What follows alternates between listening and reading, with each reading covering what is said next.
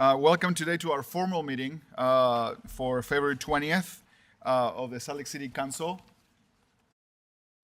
We're going to start with the opening ceremony, I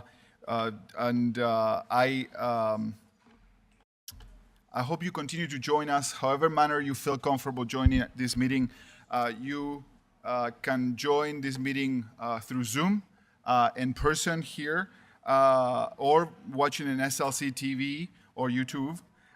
Thank you for being here. Thank you for your voice. Now we're going to move to the Pledge of Allegiance. Please join us for reciting.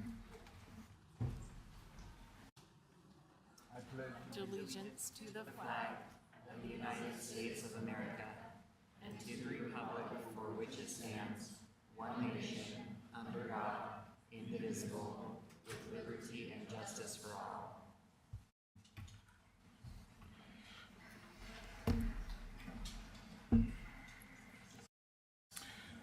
Thank you.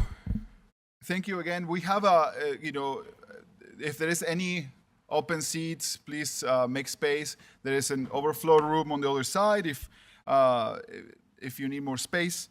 Thank you again for being here. I want to remind everybody about our rules of decorum and for our meetings and our comment periods. The rules are designed to ensure that everyone is treated and feels welcome. Everybody should be treated with civility and should feel safe to participate regardless of their viewpoint.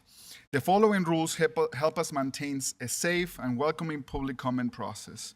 The public comment period is for the public to speak to us, to keep our reactions from affecting your ability to freely share your opinion. Council members do not respond or answer any questions during this time. Staff is available during or after the meeting to help with any questions or information that you want to share. Please avoid any threatening and discriminatory language. Please do not insult others based on religion, ethnicity, race, color, gender, sexual orientation, physical ability, or opinion. Whether you agree or disagree with someone's comment, please refrain from clapping, cheering, shouting, booing, obstructing, or discouraging others from comment, even expressing your support. The full meeting rules are listed at the door and posted in our link through Zoom. If you would like to get a copy of those rules, please, they are posted outside the meeting right here. That brings us back to item A4, and I need a motion to approve the minutes. So moved. Second. I have a motion by Councilmember Wharton and a second by Councilmember Petro. Is there any discussion on this item? Mr. Chair, I think we need to list out the minutes. Can you hear this? No. The microphone's working? Maybe just a little direct. I think we might have some issues with the microphone, so maybe 1 minute, everyone. Test. I think they're working. What happens when we have live meetings? Okay, I think, do we have to list out the meeting minutes? Yeah. Yeah, this is the motion to adopt the minutes. Yeah, the motion by Councilmember Warner is to approve the minutes. And the second is by, that's much better. Councilmember Victoria, yes. Any discussion on this motion? Okay, I'm going to call the question. All of those in favor say aye. Aye. Aye. Any opposed? This motion passes unanimously. I'm going to be switching the order of some of the items. We're going to be jumping to item number 6, and I will ask Councilmember Petro to introduce our visitors from the Department of Homeland Security. Thank you, Chair. We have the great fortune of having some members of the Department of Homeland Security joining us today. They reached out to members of our community working on a simultaneous anti-Semitism and anti-Islamophobia initiative, and it felt fortuitous that they were in town. So if our new friends from the Department of Homeland Security would come up to the podium, we'd love to learn who you are and a little bit about the work that you are doing here and around the country.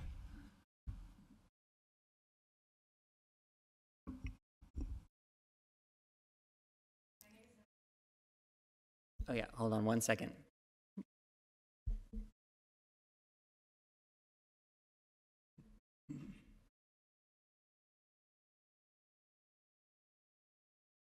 Mm-mm.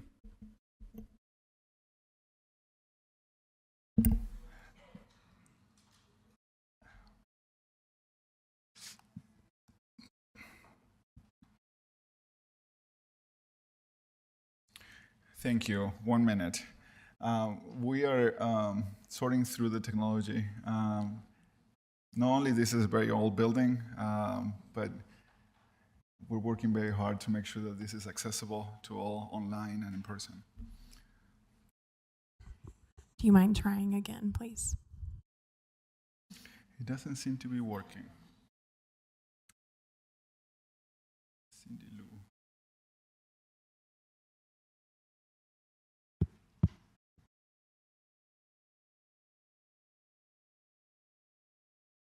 Okay, thank you. Good evening, everyone. Thank you so much for letting us listen in to this convening tonight. My name is Nicole Rossich. I am the Director for Non-Governmental Organization Engagement at our Department of Homeland Security's Office for Partnership and Engagement.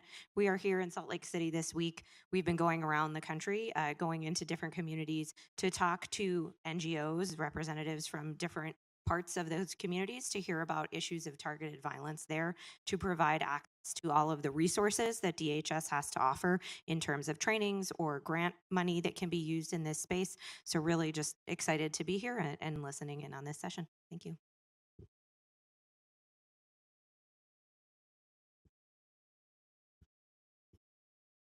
Thank you so much. My name is Haris Tareen, and I'm a Senior Director at the Office of Partnership and Engagement at the Department of Homeland Security. And as my colleague Nicole mentioned, we have been traveling around the country, meeting with especially minority communities to ensure public safety and security with students on college campuses, NGOs, houses of worship. We will be providing a host of trainings around the country as well, and hope to be able to make it to Salt Lake City to ensure that all communities feel safe and secure and are able to express themselves and be able to live in a cohesive manner with all parts of our communities and society as well. Excited for being here, and thank you so much.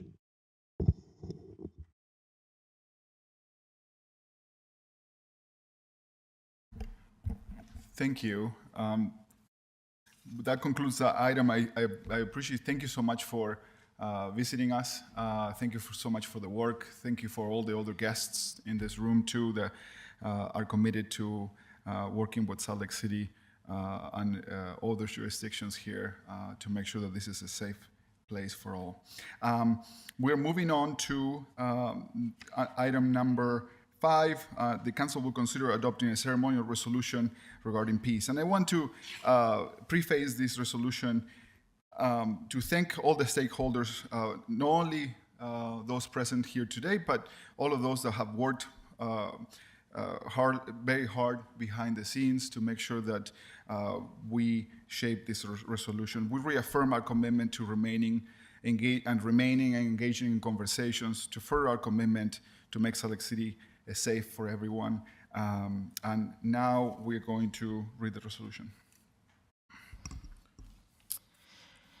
Joint Resolution for Peace.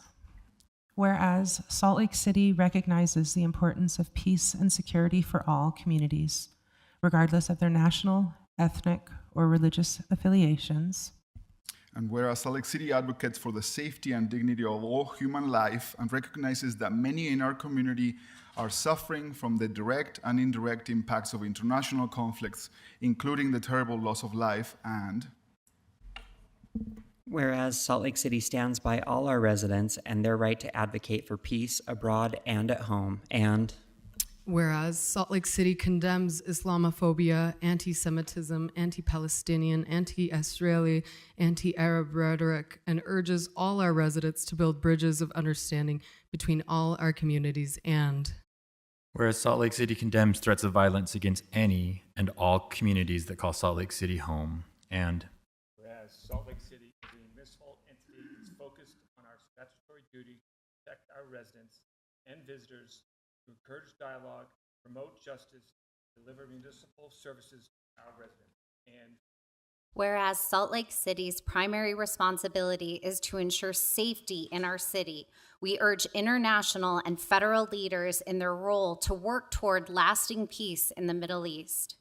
Now, therefore, be it resolved that the Salt Lake City Council and Mayor of Salt Lake City express a deep concern for the terrible loss of life and calls for peace at home and abroad. And be it further resolved that we, the members of the Salt Lake City Council and Mayor of Salt Lake City, call for further protections for all our local communities, including enhancements to anti-hate legislation for our Christian, Jewish, Muslim, and any other religious and ethnic communities. And be it further resolved that the Salt Lake City Council and Mayor of Salt Lake City values Arab, Israeli, Jewish, Muslim, and Palestinian residents and condemns the rise of anti-Semitism and Islamophobia. We are committed to being a safe and welcoming place for all, regardless of race, ethnicity, creed, orientation, gender identity, or expression, and wholeheartedly uphold the rights of every individual to live, worship, and demonstrate peacefully. I need a motion. Mr. Chair, I move that we adopt the resolution. Second. I have a motion by Councilmember Wharton and a second by Councilmember Lopez Chavez. Any discussion on this motion? I just want to take the time to say thank you to my colleagues.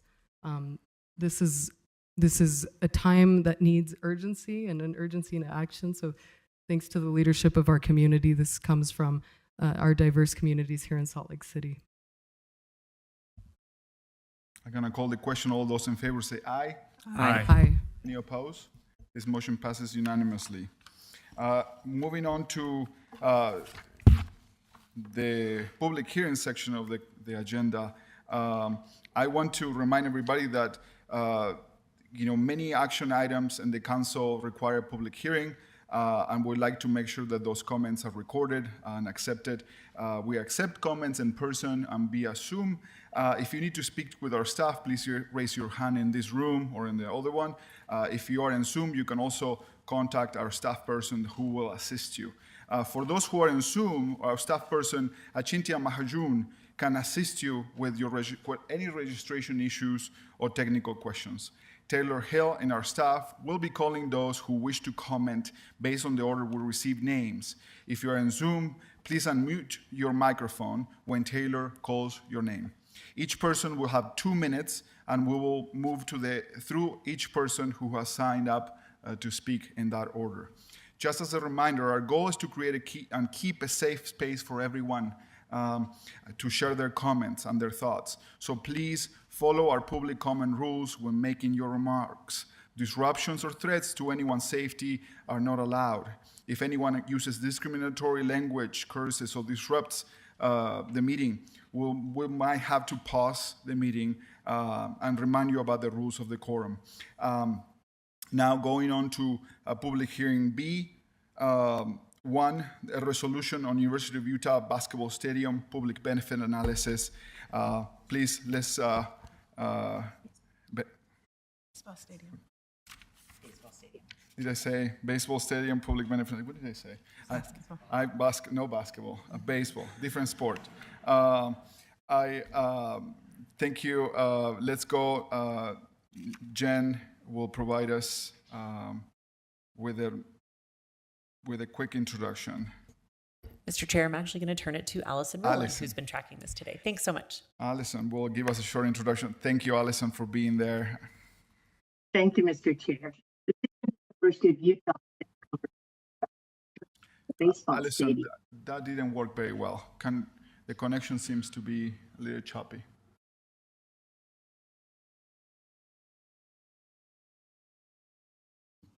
One minute. Sorry, Allison, we seem to be having some trouble with your microphone. I'll just improvise. This is the public hearing, which is the next step in a public benefits analysis that's before the council to consider a lease of a portion of the city's land at Sunnyside Park. Thank you.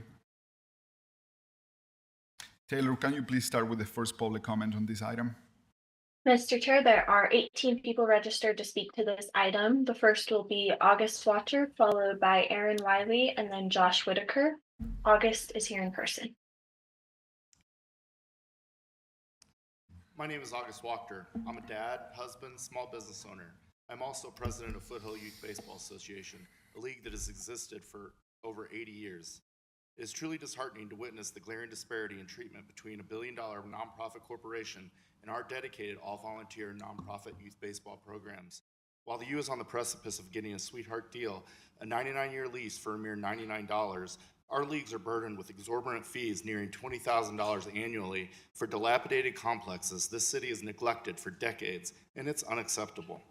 These nonprofit leagues not only provide a vital service to our community, but also shoulder the responsibility of maintaining these complexes, often with limited resources and no city help. This city spends millions on dog parks, pickleball courts, public trails, among other things, that provide no revenue, yet we pay $17 per hour to rent our fields. This is up over ninefold from 2015, 750%. Despite what you're hearing from the events permit department, we have receipts. While I feel this deal is all but finalized, I beg the city to not remove my 2 baseball fields at Sunnyside East. This will severely hamper our league's ability to operate. We need more investments on the east side, more baseball fields, not fewer. I propose the city use part of the $4.2 million from the U to establish a youth baseball fund dedicated to revitalizing our baseball complexes. I would also request the city leaders meet with the leadership of the 4 youth baseball leagues in our city to negotiate a fair rental rate for our baseball complexes. An additional purpose of this fund should also ensure that any fees collected are reinvested directly into the fields we use, guaranteeing that every dollar benefits the youth of the communities we serve, not city coffers. It's about fairness, equity, and investing in the future of our youth. We must prioritize the interest and the well-being of our families, communities, and the development of our youth sports programs. It's time for the city to step up, acknowledge your responsibility, and provide the necessary support for our youth baseball programs to thrive. Thank you. Next will be Aaron Wiley, followed by Josh Whitaker, and then Glenn Senninger. Aaron is here in person.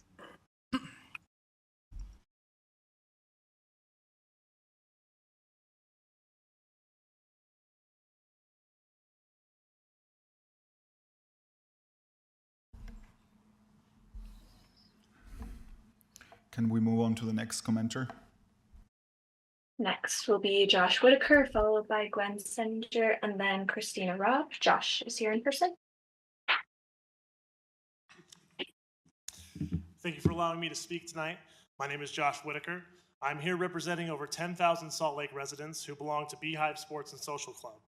If you're not familiar with us, we're an adult recreational sports league that has been operating in Salt Lake City proper for almost 15 years. We play flag football, softball, and kickball in addition to others, but I highlight those 3 specifically because we play those particular sports at Sunnyside Park. Beehive Sports is the largest customer of both Salt Lake City and Salt Lake County Parks and Recreation.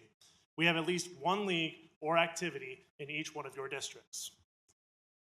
Our leagues are co-ed, all-inclusive, including ages ranging from 18 to players in their 60s and 70s. We have leagues that go 6 nights a week, and we utilize Sunnyside Park 5 nights a week. When our members finish their games, they visit bars and restaurants throughout the Salt Lake area that may not see that additional patronage and revenue without our activities. This includes businesses in districts 4, 5, and 7. 2,000 of these individuals do not live in Salt Lake proper, but still make the attempt to travel to play in our leagues. And over 2/3 of those players in last year alone are transplants to Salt Lake City, people who are looking to ways to socialize and possibly exercise. Now, I, as well as the gentleman who spoke before me, am a realist. I understand that you will likely approve this proposal already, and in all likelihood, the tall ginger in the orange referee shirt is probably not going to change your opinion. However, I do request 2 things from the council: that the city provides additional lighted softball fields somewhere else in the city. This could be through new park space or the enhancement of fields that are currently too dilapidated and unsafe for us to use. Sherwood Park and Riverside Park are great examples of areas that need improvement. The second is that the city continues to keep the new multi-use fields in Sunnyside Park lit. There are very few lit fields in Salt Lake City relative to other cities. These lighted fields allow adults to use the field space after work until a reasonable hour, such as 9 p.m. I appreciate your time, and come try our league sometime. Thank you. Next is Glenn Senninger, followed by Christina Robb, and then Jeremy Keel. Glenn is here in person. Thank you, Council. I'd like to raise my voice to the voices you've already heard.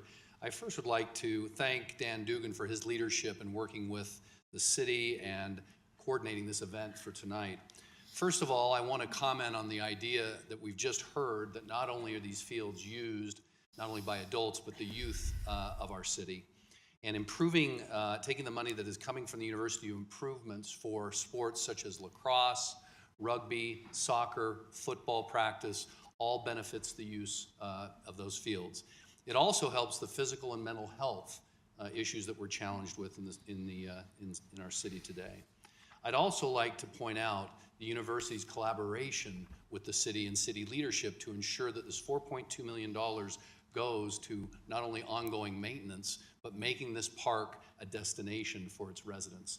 So I'd just like to lend my voice of support for this project as a member of District 6, a resident since 1969, and a use of this field would be well taken for the city. Thank you. Next will be Christina Robb, followed by Jeremy Keel, and then Janet Hemming. Christina's here in person. Good evening. My name is Christina Robb, and I serve as the current chair of East Liberty Park Community Organization. Now, this is a really interesting thing for East Liberty Park because we are actually sort of nudged between our friends at East Central and Yalecrest, separated only really by East High School. So I'm here today to talk about infrastructure and all of the conversation that has been brought to us about this ballpark is really about infrastructure. And it's about quality of life for individuals who already live in our city who feel like the infrastructure of Salt Lake City is not in place to protect their quality of life. This comes from both access to and from University of Utah facilities, most importantly Rice-Eccles Stadium, but is also a concern for a lot of people around this issue. The other thing is a lot of the parties and events that surround the development that happens at the University of Utah. Now, I'm a huge football fan. I live in Elko, but haven't parked in front of my house for over a decade during a football game. So there's a lot of us who are really for this. But we want you to concentrate on helping our youth and families maintain access to regionally provided fields for all of their youth athletics, as well as to provide safe access to and from events at the university through the neighborhoods that serve as parking lots for these events. And by doing this, we feel like you can get a whole bunch more people really excited about these athletic events, like I personally am. Thank you. Next will be Jeremy Keel, followed by Janet Hemming, and then Amy Keel. Jeremy's here in person.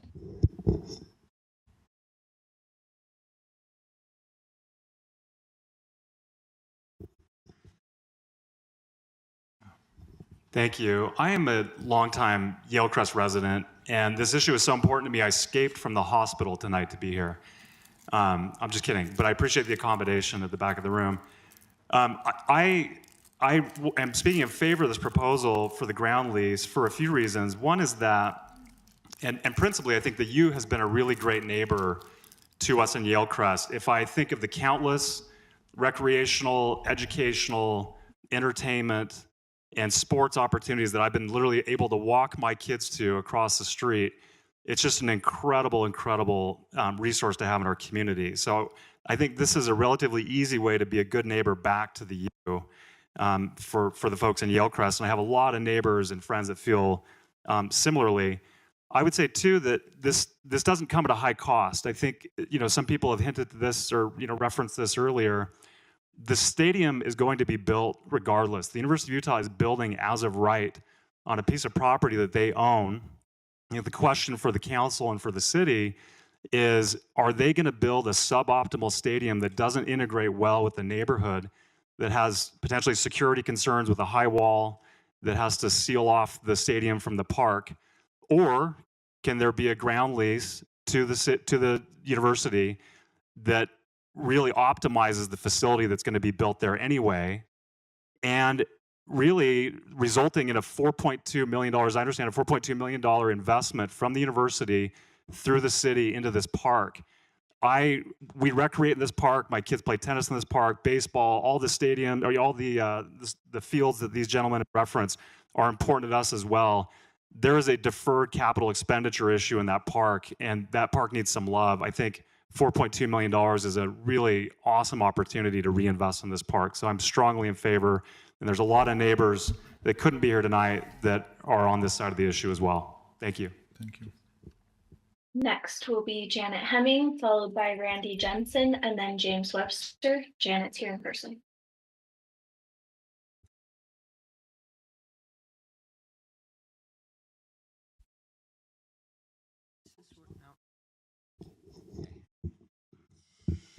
Council members, I ask you to postpone a vote on the university's baseball stadium until we have more factual information and more transparency. Everyone agrees that the stadium is too large for the small practice field property. But here we are, two bad choices. Build a monster 35, 40-foot wall that nobody wants, or lose 1.2 acres of land, nearly the size of Rice Eccles football field. The best choice is a new location, which was never seriously considered. Where are the engineering studies? Where are the used precise stadium design drawings? What about environmental impacts? How much existing infrastructure like water lines will be disrupted? Don't forget the beautiful shade trees that will be destroyed, along with 2, maybe 3 ball fields. You and this administration have correctly focused on climate change. Have 2 major floods that barreled down Sunnyside Avenue, causing millions of dollars in damage to East High School, caught your attention? With the EU installing more hardscape, have any of you asked what this might do to nearby properties or buildings? How much of the $4.2 million will have to be siphoned off just to repair the damage the EU will cause to the park? If our request to postpone is denied, we ask the following: restore public trust. Guarantee that all of the $4.2 million is exclusively spent beautifying Sunnyside Park with new amenities. Conduct a transparent and community-based public engagement process. Get multiple bids for the park's reconstruction, not just from the used partner, Layton. Lastly, if all the ball fields are rented for 130 days by youth teams, that leaves 235 days for community use. And those community opinions should be given more weight in shaping the park's future. Leaders of 3 other community councils have told me they want this request. Thank you. Thank you. Next will be Randy Jensen, followed by James Webster, and then Cindy Cromer. Randy's here in person. Council members, I come as a neighbor and a university supporter. I'm a user of the park on a regular basis, and I'm a supporter of the University of Utah Athletics. I think this is a unique opportunity to expand a much-needed baseball facility for the University of Utah, and at the same time upgrade a park that does need meaningful change and impact on the usability of that park. I think that this money will go a long ways towards doing that, and I think that people before me have made a very cogent argument that I won't reiterate. I'll yield my time to others that may have other viewpoints. Thank you. Next will be James Webster, followed by Cindy Cromer, and then James Sorensen. James Webster is here in person.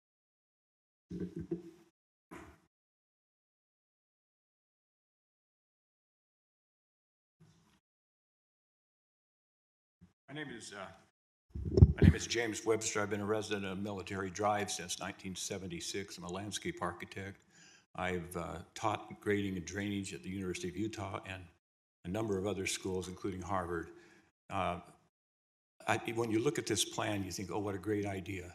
Let's consider the fact that they had 5 other alternatives before they came to this one, and they turned them all down. In fact, one of them they replaced with a soccer field, which was perfectly dished out, just like Chavez Ravine, next to the softball field. And they just moved all of the material from the rehab hospital down there and destroy that possibility. There still are 3 others that are much better than this. If you look at this plan and you understand, and Darren, I'm sure you do, there's over 35 feet of grade change across this property. Everybody says, okay, we're not going to have a wall. We're going to have a 20 to 25 foot wall, just as a retaining wall in left field. When you move around to right field, you have another 12-foot wall. It is just an infeasible plan in so many ways. When we talk about the impact to the community, one of the biggest impacts is we will never be able to expand Steiner because of what is proposed here. There are so many problems with drainage that Jan mentioned. There's countless issues associated with a very naive plan. It's not a good plan. It would not stand the test of time. If I were teaching a class at Utah State, which I have done in the past, and a student were to present this plan, you wouldn't even get a D, in my opinion. It's a terrible plan. So consider that. We haven't seen any cross sections, so I could be wrong, but we haven't seen anything. There's been very little transparency in this whole process. So I think we should at least table it and have some work sessions to iron out the issues that can or cannot be resolved. Thank you for your time. Next will be Cindy Cromer, followed by James Sorensen, and then Robert Ringsford. Cindy's here in person. My name is Cindy Cromer, and there are plenty of people who've commented more extensively about this. I thought on my way here about what I might say to you, and that's that if I was confronted with such disparate status regarding a legal agreement, and there's very disparate status regarding the university's obligation to abide by our land use regulations, I simply would avoid entering into such a legal agreement because of the disparate status. And there are plenty of examples of where parties to a contract, it doesn't work out well for the subordinate party. I think that's what we're looking at here. I want to make a couple of comments having to do with the financial aspects. One of the things I learned decades ago was that if you sell or lease open space, the funds go into the general fund. They are not dedicated to the acquisition of additional open space or to the maintenance of open space. That is something that has to be addressed in the agreement here. The other is my issue for the year, which I haven't had time to talk to you about. The general comments have been kind of full so far. But the construction phases of our building boom are really hazardous, and there's nothing regulating the construction phase adequately of this facility. Sunnyside is already a very dangerous place for drivers, pedestrians, and cyclists. I would ask you to write something into the agreement regarding the safety of everyone using Sunnyside during the construction phase. Thank you. Next will be James Sorensen, followed by Robert Ringsford, and then Daniel Mangapani. James is here in person. Hi, I'm James Sorensen. I'm here to speak in favor of the ballpark and in favor of this resolution. Suggestions seem to have been made that this is somehow a hasty decision that's being made by the university in deciding where to locate the baseball stadium. For over 10 years, for a decade, they've been evaluating where this ballpark should be located. A study was conducted in 2019 to narrow the sites, and now it's been given a location that they believe is most appropriate for that suits the university's needs and also would benefit the community. And so I think that this is a decision that's been made thoughtfully. I think it's a decision that has been made in conjunction with the city to do something that will benefit the city with the $4.2 million contribution to the city. And so I speak in favor of this proposal. Thank you. Next will be Robert Ringsford, followed by Daniel Mangapani, and then Lance Pendleton. Robert is here in person. Hi, my name is Robert Kingsford. I'm a Salt Lake City resident. I have been my whole life. I'm a University of Utah graduate. I played rugby up at the University of Utah. The last 12 years, I've been the rugby coach at East High School. When this came about, you know, I'm pretty passionate about teaching youth, coaching, helping build the next generation. We've had a couple hundred kids come through our program, and we don't even get to use Sunnyside Park, but I know the value of parks we're a club sport. We don't get to use school facilities. So we, like some of the others have mentioned, have to pay to use parks for our youth. This would allow us another additional opportunity for us to help grow the game, grow youth in sport, hopefully help build young people of character that will help us, really kind of build the next generation.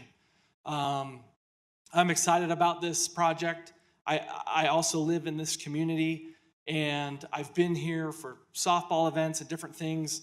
And the fact that the university would be willing to partner and put up these dollars to help make it a better place, a better space for us to use, is really of some value. I think there's maybe some details to work out. That's okay, but it would be a pretty big miss if we turned away from this and didn't utilize what's in front of us. So I am in support of this. I know that there are other people that I've spoken with that aren't here tonight that are in support of this as well. And so I appreciate the opportunity to comment. Thanks. Next will be Daniel Mangipani, followed by Lance Pendleton, and then James Alfrandre. Daniel's here in person.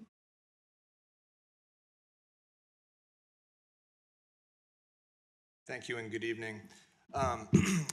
I'm here representing the Avenues Baseball Board, Little League Baseball. First, I'd like to thank the City Council for having this meeting and allow us to be heard. And secondly, to Amanda McPherson, who's part of our board and helped me personally be educated on some of the issues here. I'm primarily part of the board because I played college baseball, so I'm personally a product of youth baseball, even though not here locally. And so I'm here today to discuss the raising of our field fees that's making it difficult for our leagues to survive. So I want to thank August for kicking off that discussion.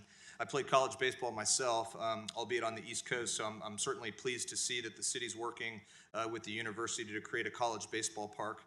Yet I'm somewhat disheartened at the same time to see that the university's use of the public park, while our nonprofit, all-volunteer organization is asked to spend tens of thousands of dollars on a yearly basis. The county charges leagues about around $1,500 per season, while the city council is asking us to pay $10,000 while providing far less services and maintenance. My 2-year-old has personally been stung by like 2 bees on the baseball fields where the grass isn't cut unless we're doing it ourselves. We serve 1,000 kids a year across Salt Lake City, forging connections across schools, neighborhoods, and the city. We're asking that the fees be reduced to match what the county or other cities charge for youth baseball.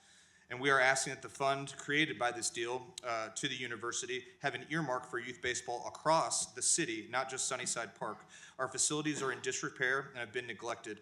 Park staff are clearly understaffed. We are the ones who rake the fields, clean out the snack shacks, and make the fields playable. No one asked us how the rise in fees would affect our families. We just love the game. If we stop doing this work, more kids will be sitting at home while the parks will sit empty. We are asking the council to reconsider the fees and actively support the playing of youth baseball in Salt Lake City with investment in our fields. Thank you for your consideration. Thank you. Next will be Lance Pendleton, followed by James Alfrandre, and then Jim Burdett. Lance is here in person. Good evening, Council. I'm here to voice my opinion and in favor of this resolution. This past year, I had the opportunity to coach 10-year-olds football team that go along the east boundaries. We're a part of a statewide program, and we currently are practicing on a field over on 17th East on the west side of the freeway.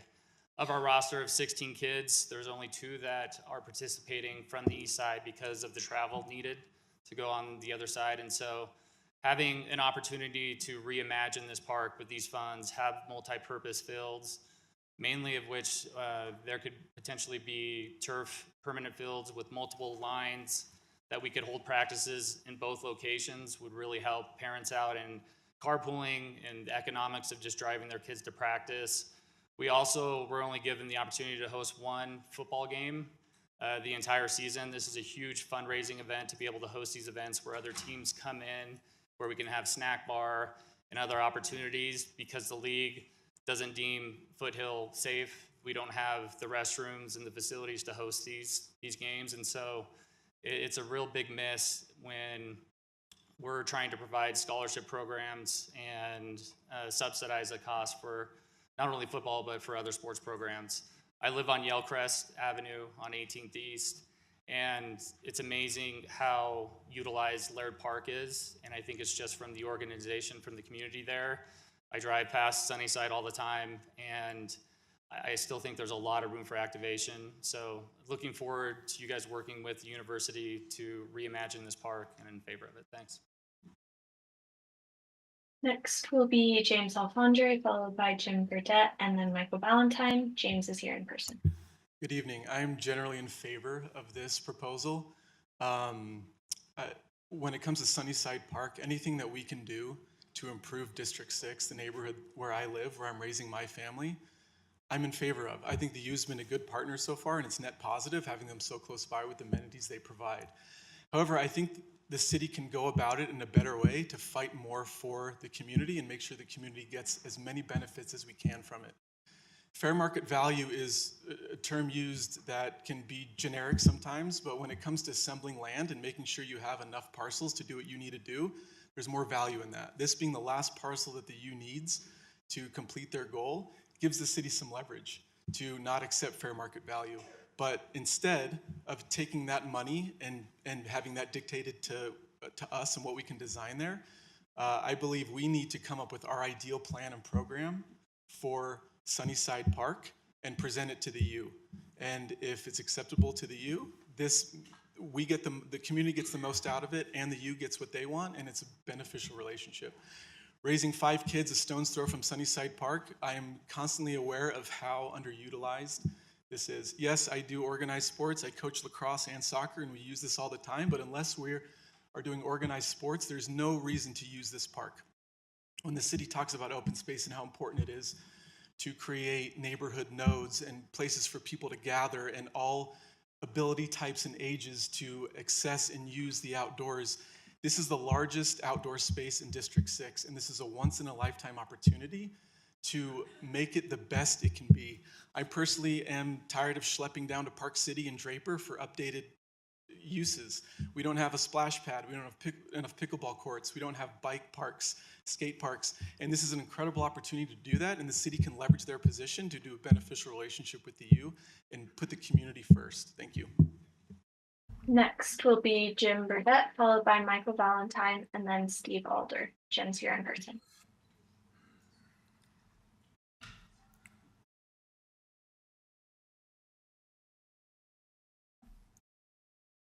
We cannot hear anyone. Maybe coming from the other room. Let's move on to the next commenter, and if they show up, maybe we can add them later. Next will be Michael Ballantyne, and then Steve Alder. Michael is here in person. Yeah, I just want to thank everybody for speaking tonight about this. They had a lot of great comments last week against this, or just having a lot of concerns. A 99-year lease is a long time. I have a real estate license. You don't see that very often. It's always a good deal, especially at under market rate. I think this is a great opportunity to listen to these comments here, and I would just ask this council tonight to just table this resolution and give it more time. Sounds like it needs to be cooked longer, and a lot of these concerns need to be addressed with the community. We heard a lot during the campaign about, how much our mayor loves clean air and parks and building a park in, on the west side, but like, who are these parks for? Are these parks for the U or for, major league sports, college sports, stuff like this, or are the parks supposed to be for the community? It's a very big concern to me of, what this 4.2 is going towards, and it's always a concern that the community is getting the best end of the stick, not the shortest end. So I just ask this council to give this more time, listen to all the great experts that came here on landscape design, on, parks and sports leagues and community, and just, make sure this is the best deal for the community. And next will be Steve Alder, who's here in person.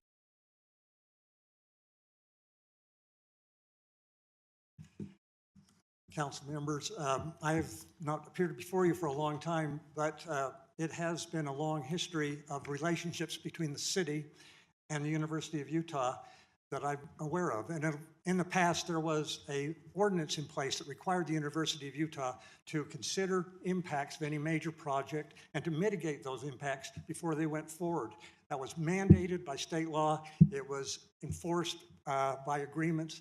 and it has been abandoned. The university withdrew the statute, but at this point in time, this broken relationship could be fixed.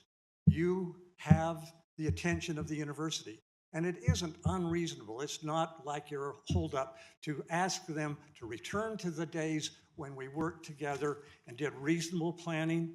We looked at a project, we gave notice to the communities, we got input, and then we decided what impacts could be mitigated, decided how to mitigate those impacts, and then proceeded with the project, rather than, as so often happens, we find out about a project when the ground gets broken. This is not that case. They have to have the city's approval.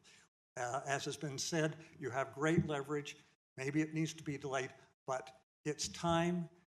There is no law that says that the university can't make an agreement with the city to cooperate in future planning.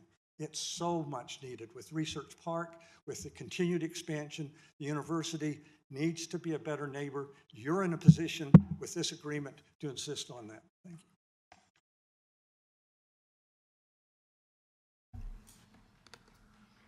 That was the final registered commenter for this item.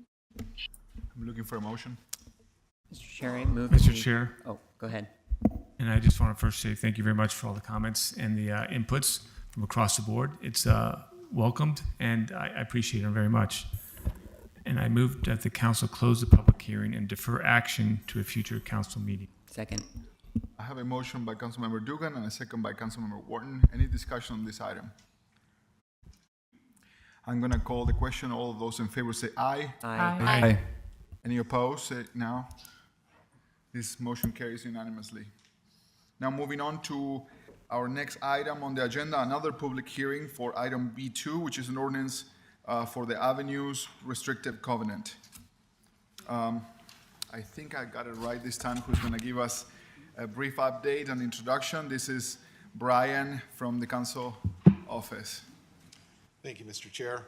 This is a proposal to remove a restrictive covenant from 18 properties located primarily between B Street and D Street and between 9th Avenue and 11th Avenue in City Council District 3. The covenant ensured that these properties would be limited to single and two-family or other uses that conformed to the R2 zoning that was in effect when the covenants were established in 1981. Thank you, Brian. Taylor, please start with our first public comment on this item. Thank you, Mr. Chair. There is one person registered to speak to this item. That will be Akira Bulmer, who is here in person.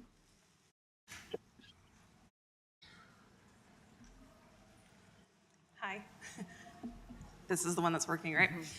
My name is Erica, and my home is one of the 18 properties in the Avenues that has this restrictive covenant. My husband and I bought our home 11 years ago. We bought it from LDS Hospital. We had no idea about this restrictive covenant until about a year and a half ago when we thought, you know what, we need a garage, and we would also like an ADU space.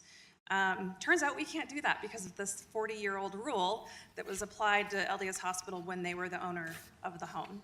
I would like this restrictive covenant removed because I want a garage, I want somewhere to park my EV, and I really do need an ADU space for my father who is 85 and currently living alone, but not for much longer.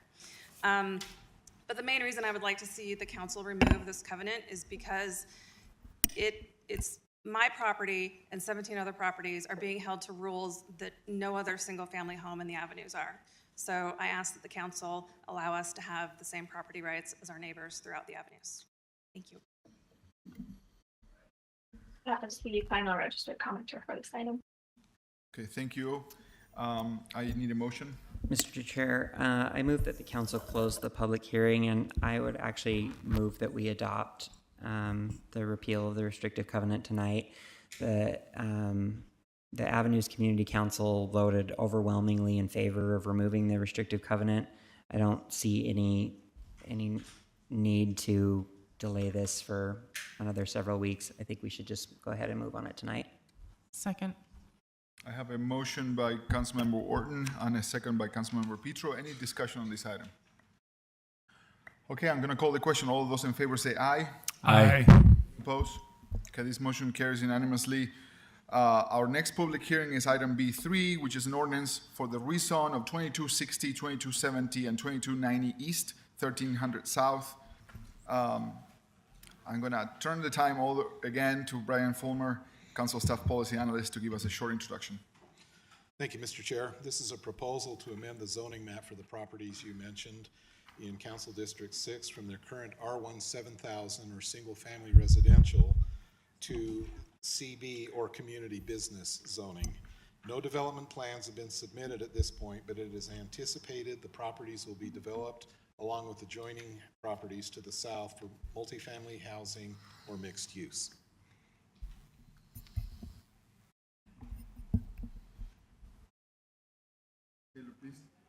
Taylor, please start with our first comment. Thank you, Mr. Chair. There is no one registered to speak to this item. I need a motion. Council Mr. Chair, Chair. I move that the council continue the public hearing to a future council meeting. Second. I have a motion by Councilmember Petro and a second by Councilmember Dugan. Any discussion on this item? Okay, I'm going to call the question. All of those in favor say aye. Aye. Aye. Any opposed? This motion carries unanimously.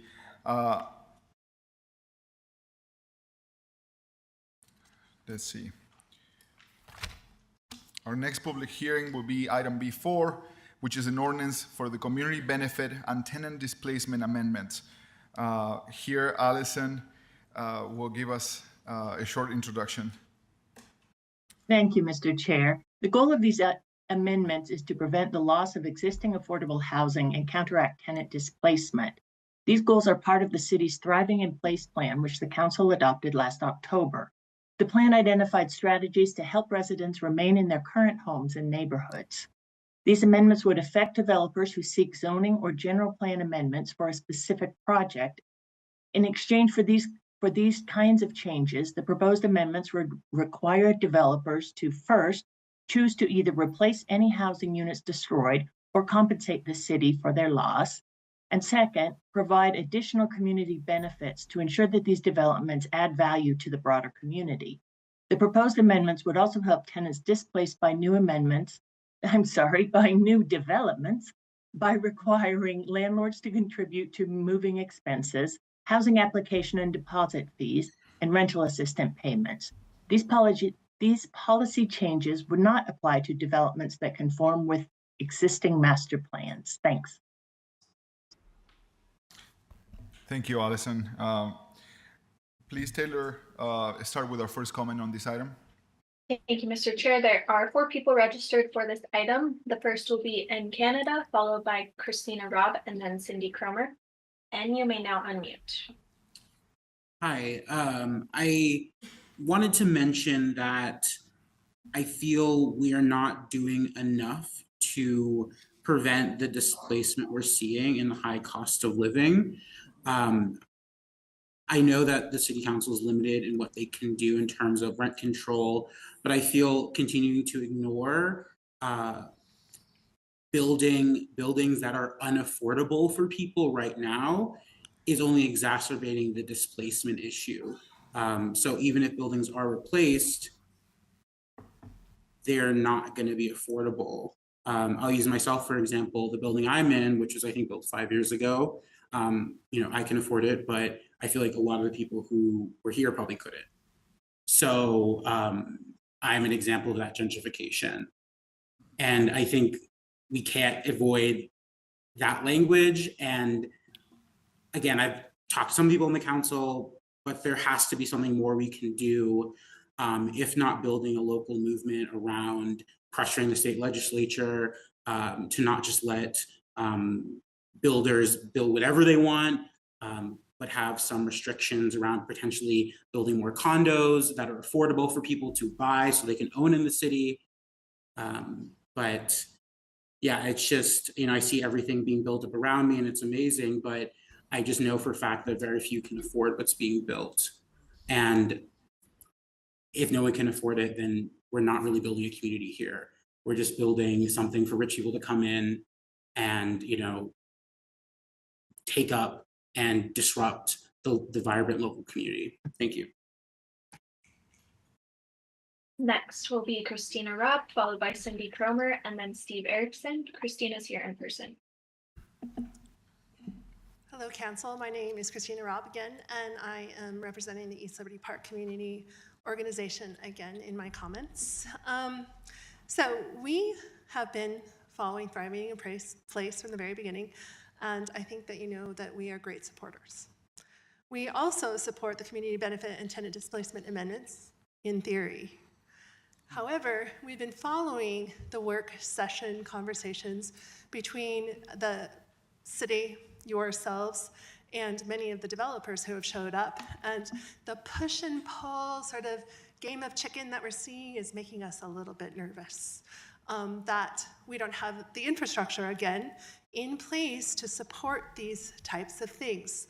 Our own Councilman Mono brought up, how are we going to enforce this? And what's keeping people from squeaking through the loopholes? But on the public record, those questions were never answered.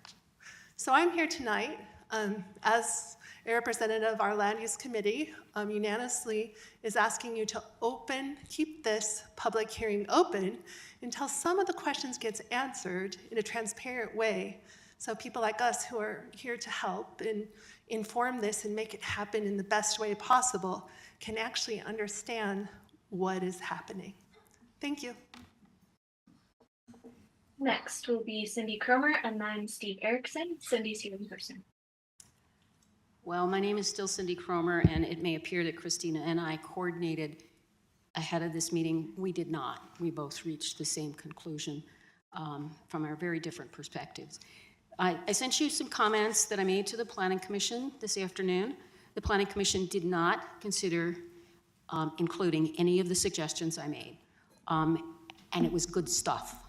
So we know from the Housing Loss Mitigation Ordinance that if developers can pay a fee, that's all they will do. The fee doesn't cover the cost of replacing the housing. And after doing this for years, I still haven't seen a number from the city about what it costs to replace a unit of housing, especially a family-friendly unit of housing.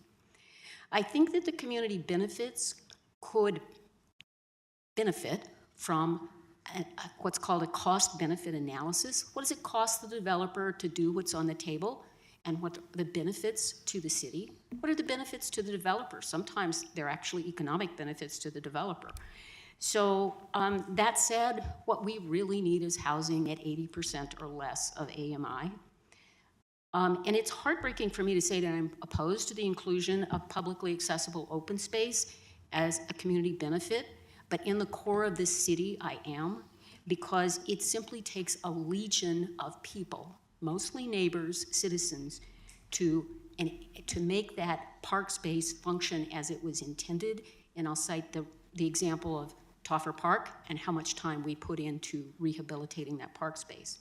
Finally, in attachment A, and the citation is in my email to you, the text should read, preserving historic structures not already protected. It does not make any sense to give a developer a community benefit credit for protecting a historic structure that is already protected. I appreciate the attention to public input and to non-compliance. We have a long way to go in enforcing. Thank you. Thank you. Next will be Steve Erickson, who's here in person.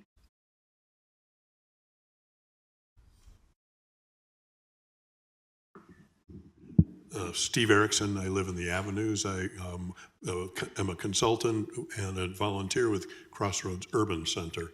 I don't disagree with my colleagues on this subject, but I think that we've had a lot of conversation over the past couple of city councils going forward, and in this administration. I want to thank the council for its persistence in this, and give my thanks to the mayor and the terrific housing staff in moving this forward.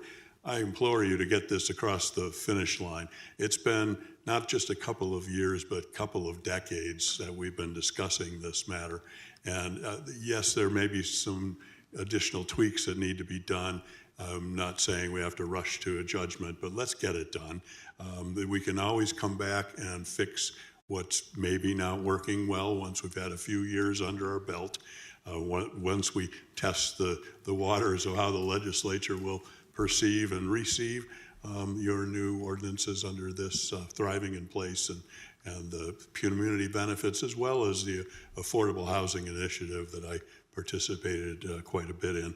So I urge you to make sure that we do accomplish this in spite of any additional time you need to take. Thank you. That was the final registered commenter for this item. Okay, looking for a motion. Mr. Chair, I was going to move that we close the public hearing and adopt. I do think that there are a couple points that were brought up by the commenters that I would like to make sure are cleared up, but I don't want to continue the public hearing. I want to move forward on this at the normal pace that we would, and I'm sure that we can do that in the time between this and our next meeting and get the answers that some of the community members are asking for. So I would move that we close the public hearing and defer action to a future date. Second. I have a motion by Councilmember Wharton and a second by Councilmember Dugan. Any discussion on this item? Okay, I'm going to call the question. All those in favor say aye. Aye. Any opposed? This motion carries unanimously. Thank you. Moving on to item B5, public hearing for item B5, which is an ordinance for the budget amendment number 4 for fiscal year 2023-2024. At the table here to give us a brief introduction of the item is Ben Lucky. There are 20 proposed items in budget amendment number 4. Is the other microphone, Ben? There are 20. Thank you. There are 20 proposed items in budget amendment number 4. They have a total expenditure of over $9 million. Some of the largest items include $1.8 million for police officer overtime, $400,000 for 3 new fleet mechanics and outside vehicle repair, $316,000 for urgent repairs to the greenhouses at Liberty Park, as well as adding vehicle entrance control gates to the north and south of the park, and $230,000 for an air quality incentive program providing residents with electric bike discounts and indoor air purification devices. The staff report and the administration's proposals are available in today's meeting packet. The council's budget webpage is updated regularly throughout the year. You can find it at tinyurl.com/SLCFY24. Thank you, Mr. Chair. Thank you, Ben. Taylor, please start with our first comment on this item. Thank you, Mr. Chair. There's one person registered to speak to this item. That will be Christina Robb. Christina is here in person. Christina Robb, representing East Liberty Park Community Organization again.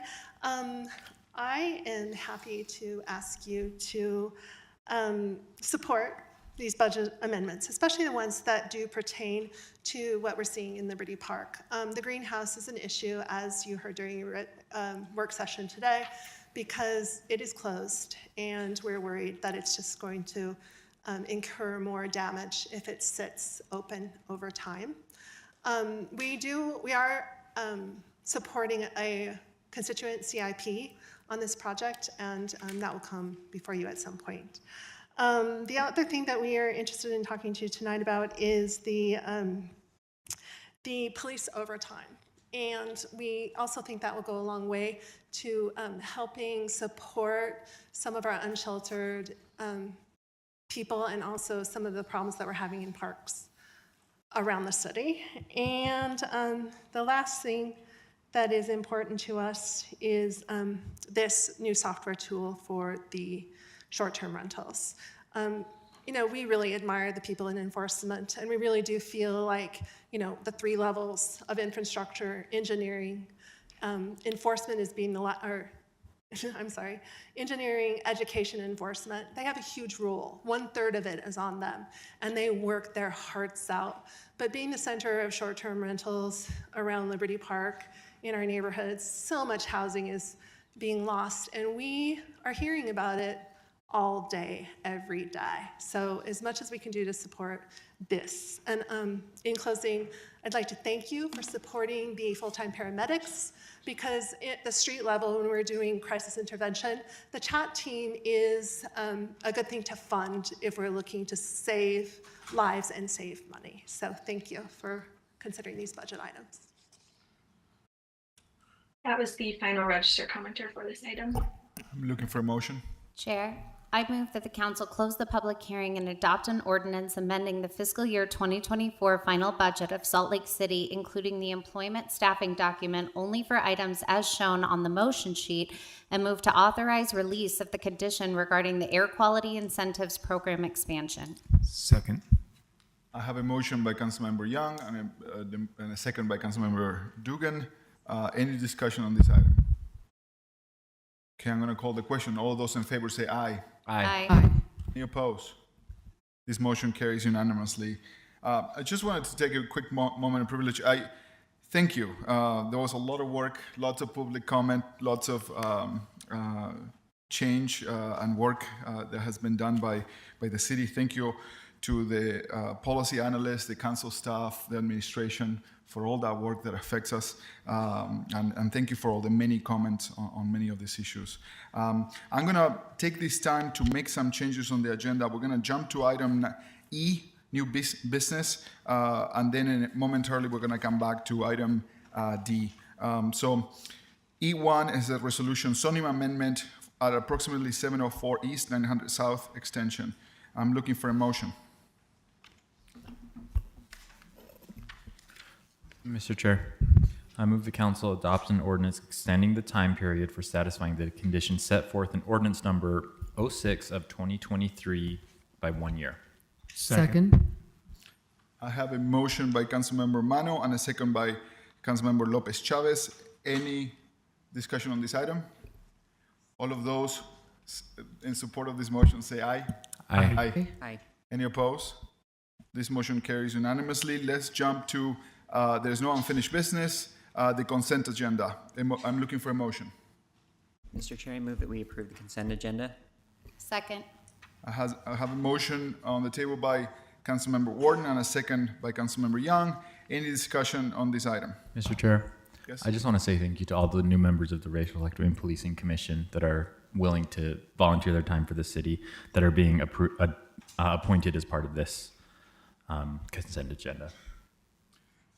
I'm going to add to that the impressive work that this commission has done before I joined the council to make reform in our city.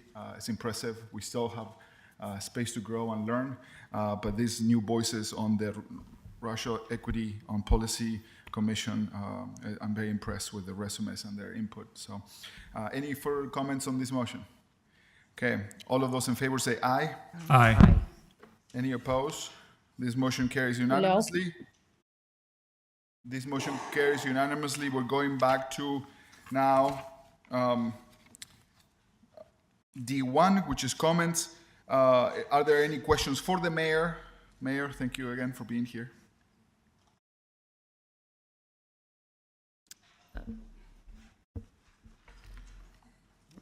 No, thank you.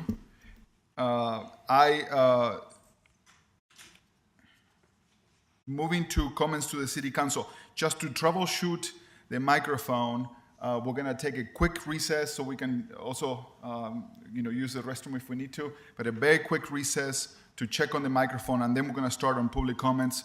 Please give us 1 more minute. Thank you.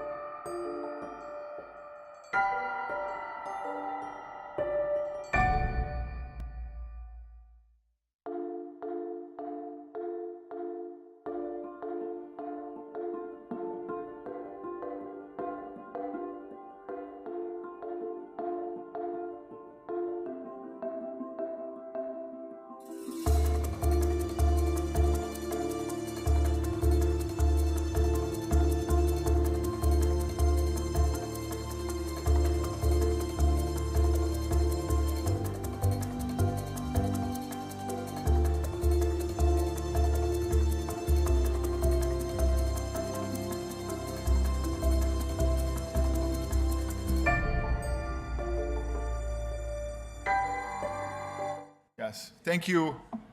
I want to make sure we're respectful of everybody's time.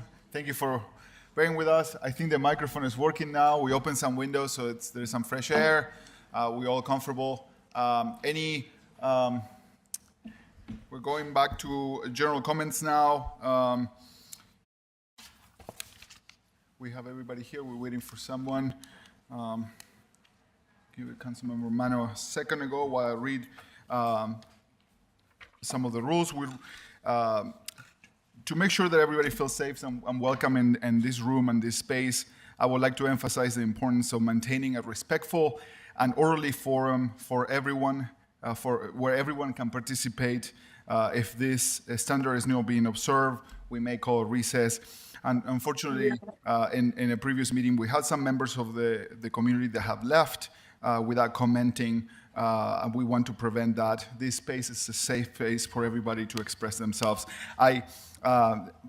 When expressing yourself, there are some rules, and those rules are that you have 2 minutes, that we address the council and address us, but we are not to respond. And we also ask you to keep your support or not for a given comment to yourself, to make sure that everybody feels safe in this space and they can comment as they wish. Whether you are in person or joining us through Zoom, please raise your hand and staff will assist you. For those of you in Zoom, select Achinta Mahajun from a list of participants. Staff is handling many tasks online, so please limit your messages to technical issues and minimal information updates. Taylor Hill and our staff will be calling those who wish to comment in the order of registration or when we receive those cards. If you are on Zoom, please unmute your mic when Taylor calls your name. At the 2-minute mark, your host will announce time and your microphone will be muted. I sometimes chime in to say thank you when the time goes past to make sure that we are on the same page. And sometimes I unmute myself and sometimes I don't. If you're unable to finish your comment, please send the rest of that comment through email or you can also call our office. Just as a reminder, please follow our public comment rules when making your remarks. If anyone uses discriminatory language, curses, or disruption occurs, we may pass your comments to remind you about the rules before you can continue. Our goal is to hear from you and maintain the safe and orderly of the meeting. Taylor, you can begin right now with our first general comment. Thank you, Mr. Chair. We have 97 people registered for general comment. The first will be Thane Makara, followed by Terry Marasco, and then Razan Al-Khatib. Thane is here in person.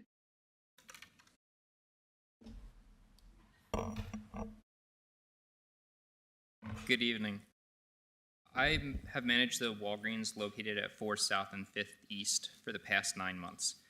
There's been an increase of habitual criminals and unhoused individuals in the area. These individuals have been causing many issues inside and outside of the store. I have been working with Detective Bitsidi and I'm here to request your approval for a temporary camera system from the Salt Lake Police Department, as well as your approval for extra patrols in the area. I want to share some of the recent problems these individuals have caused. Robbery, theft. Our latest inventory shows a loss of $476,000. Biohazardous waste created by human waste and drug paraphernalia in and around the store, assaulting team members and customers. Criminal trespassing, arson, and vandalism. Police response times vary. In some instances, it's over 3 hours. Police dispatch has confirmed we have called 388 times since January of 2022. The problem downtown continues to escalate. From January 1st of this year until January 23rd of this year, a period of just 23 days, my store has called police dispatch 25 times. I am seeking a solution to protect Walgreens team members, customers, property, and the surrounding businesses. I appreciate your time and consideration in this matter. Next is Terry Marasco, followed by Razan Al-Khatib, and then Riley Hewlett. Terry's here in person. Is the mic working? Thank you. So I'm not a happy camper. I'm trying not to be a New Yorker, but my community, without any action, has become the drug capital of the state.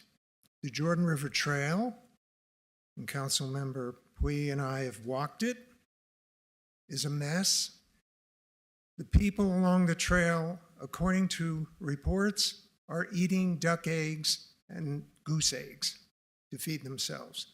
The trail is being trashed, the river is being trashed.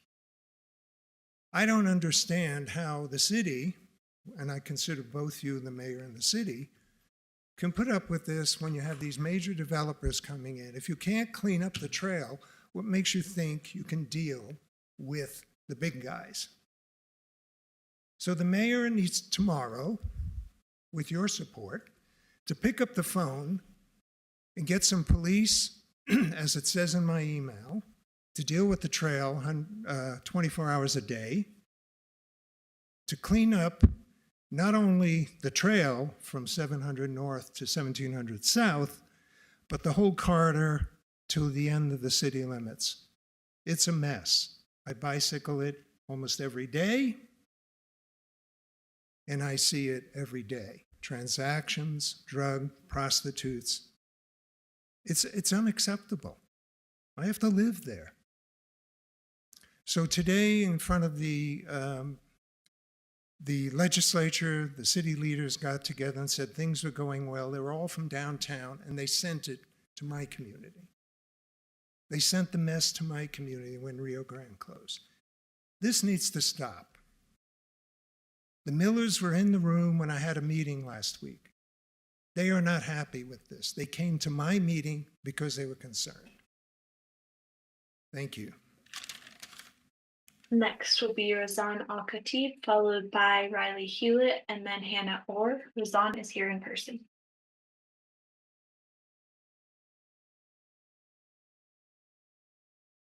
I'm here to share a message from a great friend of mine. Her name is Deja. It has been 136 days of Israel genocidal campaign. Millions of people have engaged in a variety of demonstrations across the globe. U.S. imperialism and Zionist apartheid state have shown their bare face to a wide swath of public life. There have been an ICJ case that concludes Israel committing genocidal acts. It's quite disillusioning to see that the city's council would not put forward a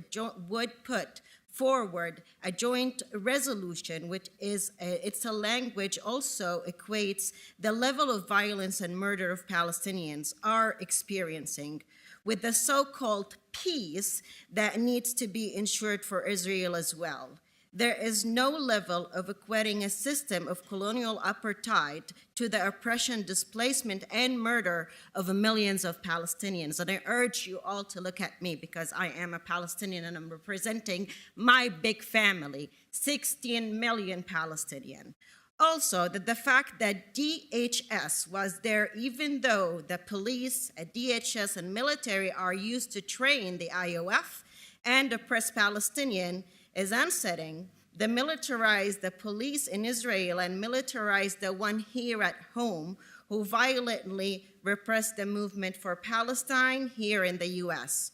You bougie politicians do not deserve an ounce of barely moving an inch of sleep. You are been witnessing for 136 days a genocide, and I have not seen one of you empathize or say, killing people is wrong, murdering children is wrong, displacement is wrong, ethnic cleansing is wrong, ceasefire, ethnic cleansing is wrong.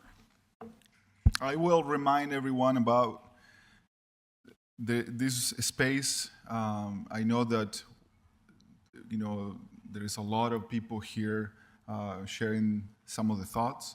I want to make sure that this space is safe for everyone. There is older people in this room and in other parts of this room that might have different comments.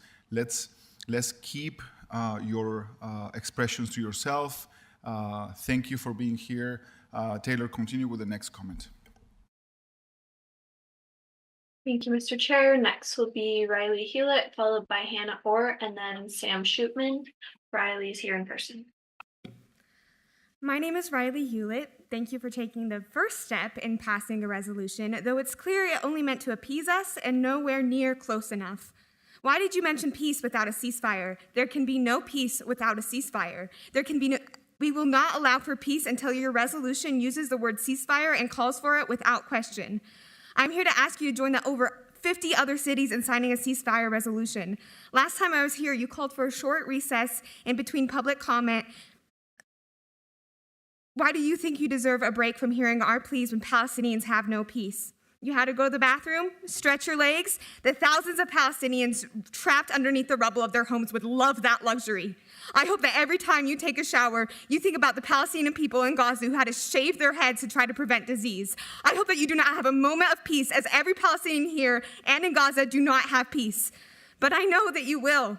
You will have undeserved peace because, as addressed last time, you have no humanity, you have no values. You don't care about displaced people being murdered or starved because it happens before your eyes here on your streets. Mayor Aaron Mendenhall displaces unhoused people with camp abatements, and instead of giving our tax dollars to feed, clothe, and house them, uses them to murder families and children. So while we tell you these stories and come week after week, we're beginning to see that we won't appeal to your humanity. If you had humanity, you would have tried to call for a ceasefire months ago. Assata Shakur once said, quote, "Nobody in the world, nobody in history has ever gotten their freedom by appealing to the moral sense of the people who were oppressing them." Unquote. You have joined the oppressor, and I am no longer trying to appeal to your morals, as it's clear you have none. But we will continue to show up so you, for at least a moment of your day, will not know peace. Since you have no humanity, we will incessantly pester you, protest, and be here because at least annoyance is a language you understand. We will be relentless until you do the bare minimum and pass a permanent ceasefire. No justice, no peace. No justice, no peace. No justice, no justice. Thank you. Thank you. Please, I want you to, please. Mr. Chair, can we recess? I want you to please be respectful of everyone here. Keep those expressions to yourself. You have 2 minutes to send comment. Please, Taylor, continue with the next commenter. Next. Please continue with the next commenter. Hannah Orr, followed by Sam Shootman, and then Nicole Bernard. Hannah's here in person. Hi there, my name is Hannah Orr. I'm a constituent in Sarah Young's district. I understand that you see this so-called peace resolution as some sort of step towards what we've been asking for, but I'm here to add my voice to the many, and I know it's many. I was here 2 weeks ago, I'm here again. You have already heard emphasizing the urgency of the situation in Palestine. Your resolution plants itself firmly in the middle. You seem afraid to take a firm stance on the ongoing genocide, unlike the 80% of Democrat and 55% of Republican voters who actually support a ceasefire, including many of the people in this room. I know you're aware of the situation. You've heard comment after comment from well-spoken, determined, and patient individuals who've outlined the atrocities currently being committed against the people of Palestine. The violence, the starvation, the lack of clean water or access to medical care, the way that Palestinians are continuously and endlessly being displaced and killed. I know you're aware of what's going on, and it's not a matter to play both sides on. If you can't even take a clear stance against genocide, how can we trust you to handle any of the issues in our day-to-day lives here in Salt Lake City? Thank you. No, thank you. It's my fault. I think the clock wasn't reset. Taylor, please continue with the next comment. Next will be Sam Shootman, followed by Nicole Bernard, and then Karen Lowe. Sam's here in person.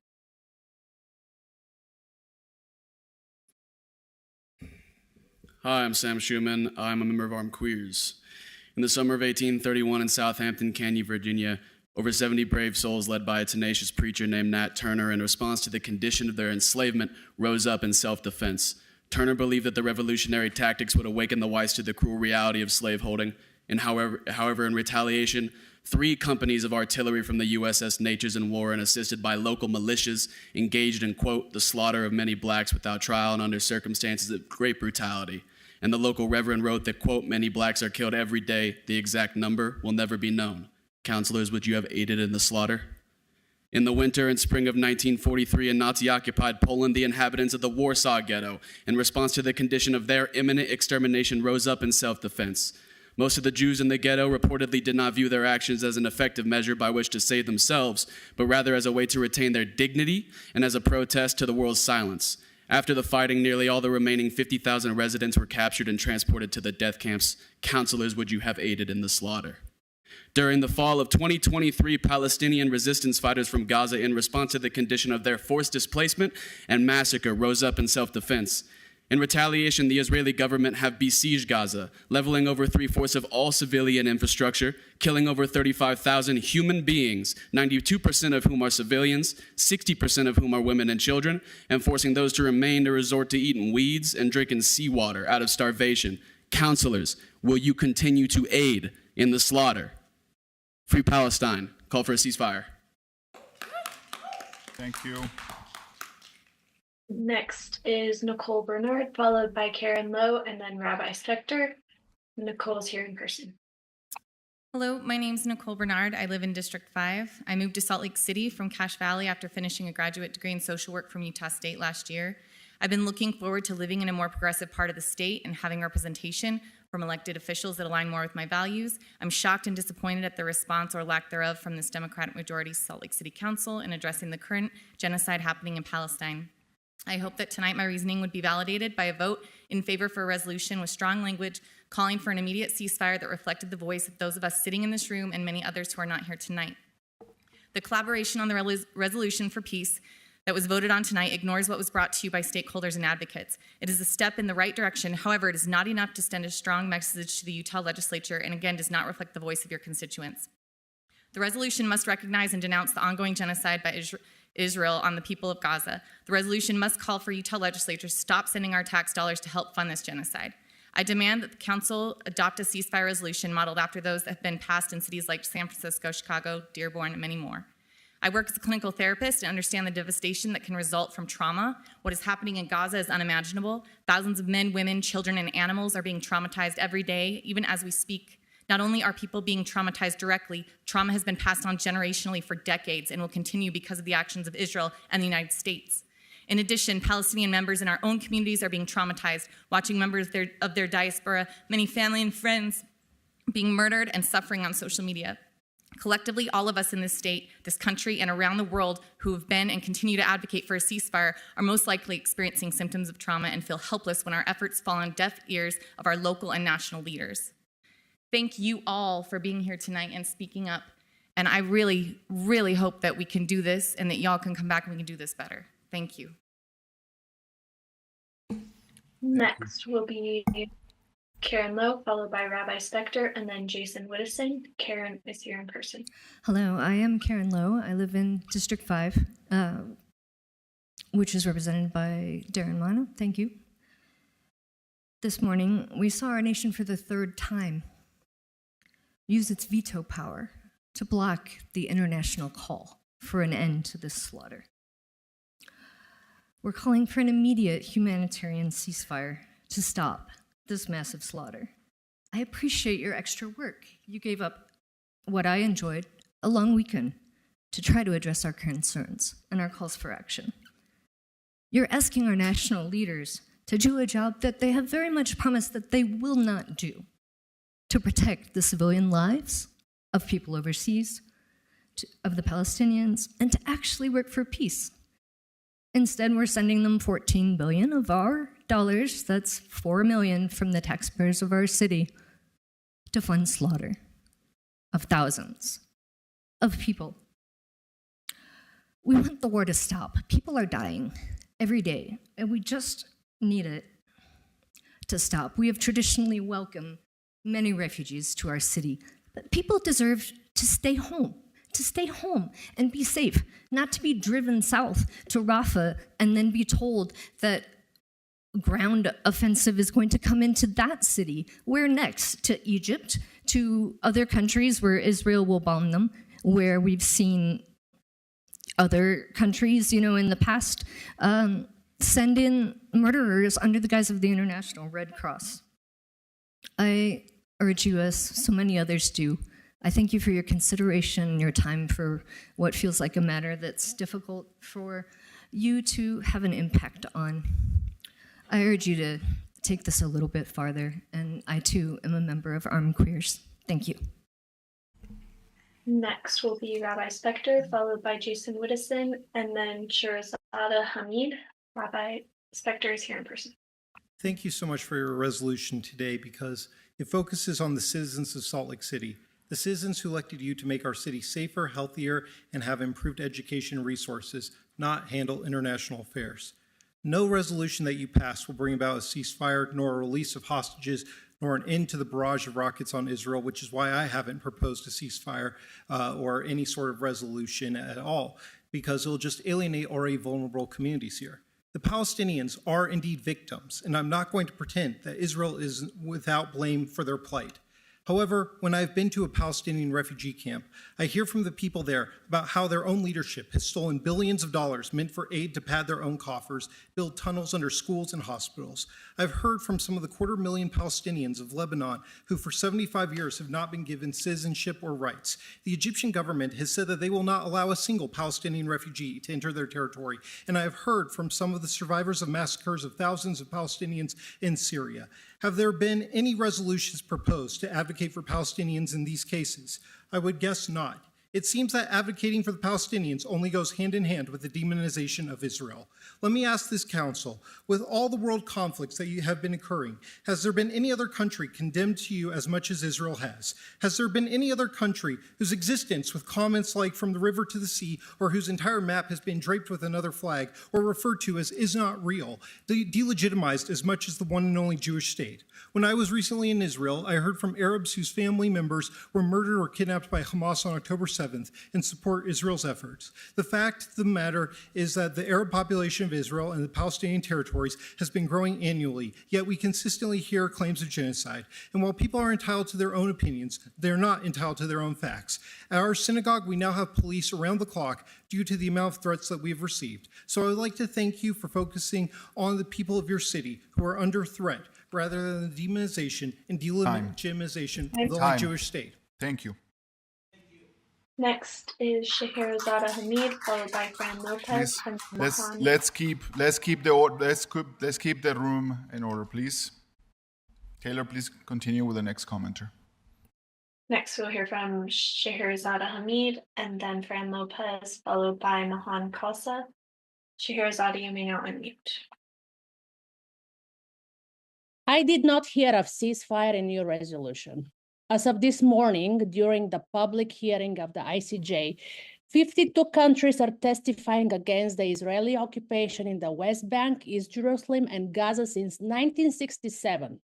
This is the largest ever participation in world court history. It is a historic day. The world is awakening from the 57 years long sleep during which Israel has been imposing occupation and apartheid of the Palestinian people and their land. If this court decides that Israel occupation is illegal, it will be difficult for all the Zionist-loving states to justify their unconditional support for Israel, and this includes United States.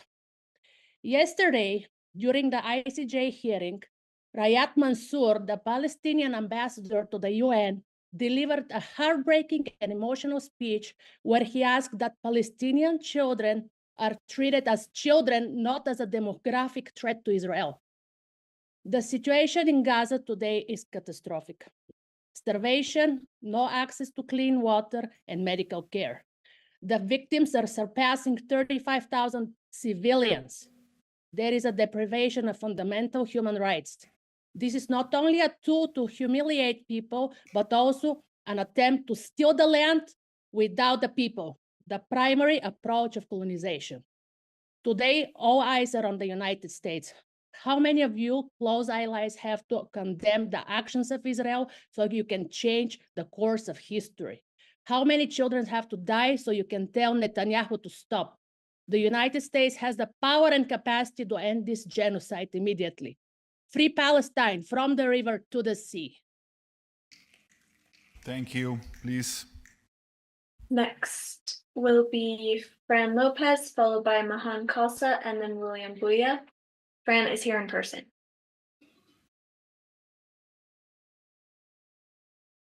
Hi, my name's Fran. I'm from District 7. I've been here for the last couple weeks, and I met with Chris Wharton to talk about the resolution for a ceasefire. And I just feel so disappointed in the city council. I feel like we could not have been clearer in exactly the language that we wanted you to use, namely one word, ceasefire, which was nowhere to be found in your resolution. It's extremely disappointing. I can't explain to you how hard it is for me to keep going day to day, seeing genocide happen, being live streamed on my phone 24 hours a day, 7 days a week, and then having to come here to these city council meetings where it's, for some reason, so hard for you guys to say that you stand against the murder of women and children, of Palestinians, of oppression, these things that are so, I won't even get into how messed up that is, even though I want to say a much stronger word for how messed up that is. I just want you all to know that I truly had faith that this resolution was going to be something to celebrate tonight, and I am so heartbroken that I cannot have faith in institutions like this that should be at least a little bit better than, the majority of the United States government that's helping to fund this genocide. I don't know what you guys expect us to do, because there's really no winning. What do you want, money? Like, what's gonna take? Because honestly, I don't know what to do. I'm so incredibly frustrated and disappointed that this is not enough for you. Next will be Mahan Khalsa, followed by William Buya, and then Miles Parrott. Mahan is here in person. I'm Mahan, a resident of Salt Lake City, speaking in behalf of the resolution for a ceasefire. Yesterday, Monday, February 19th, Prime Minister Netanyahu boasted in the Times of Israel that for decades he has blocked the establishment of a Palestinian state. This is the same man who champions the motto, "From the river to the sea, Palestinians will never be." Netanyahu's vision is simple. Between the Jordan River and the Mediterranean Sea, there will be no liberty for Palestinians, no equality for Palestinians, and thus no fraternity between Palestinians and Israeli Jews. While the world focuses on the carnage in Gaza, little notice is given to what's going on in the other occupied territories. Since October 6th, the West Bank, where Hamas has little presence, Israeli settlers and security forces have killed hundreds of Palestinians and wounded thousands. Let's be clear-eyed about this. While the powers to be portray this as a war between Israel and Hamas, it's a war between Netanyahu and his gang against all Palestinians. Paralyzed by fear of the financially powerful Israeli lobby, politicians obligingly give billions of American taxpayer dollars to this madman.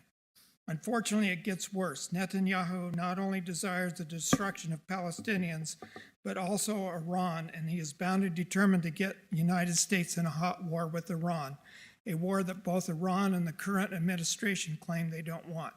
Such a war as this would cost America hundreds of billions of dollars and put at risk tens of thousands of American servicemen's lives.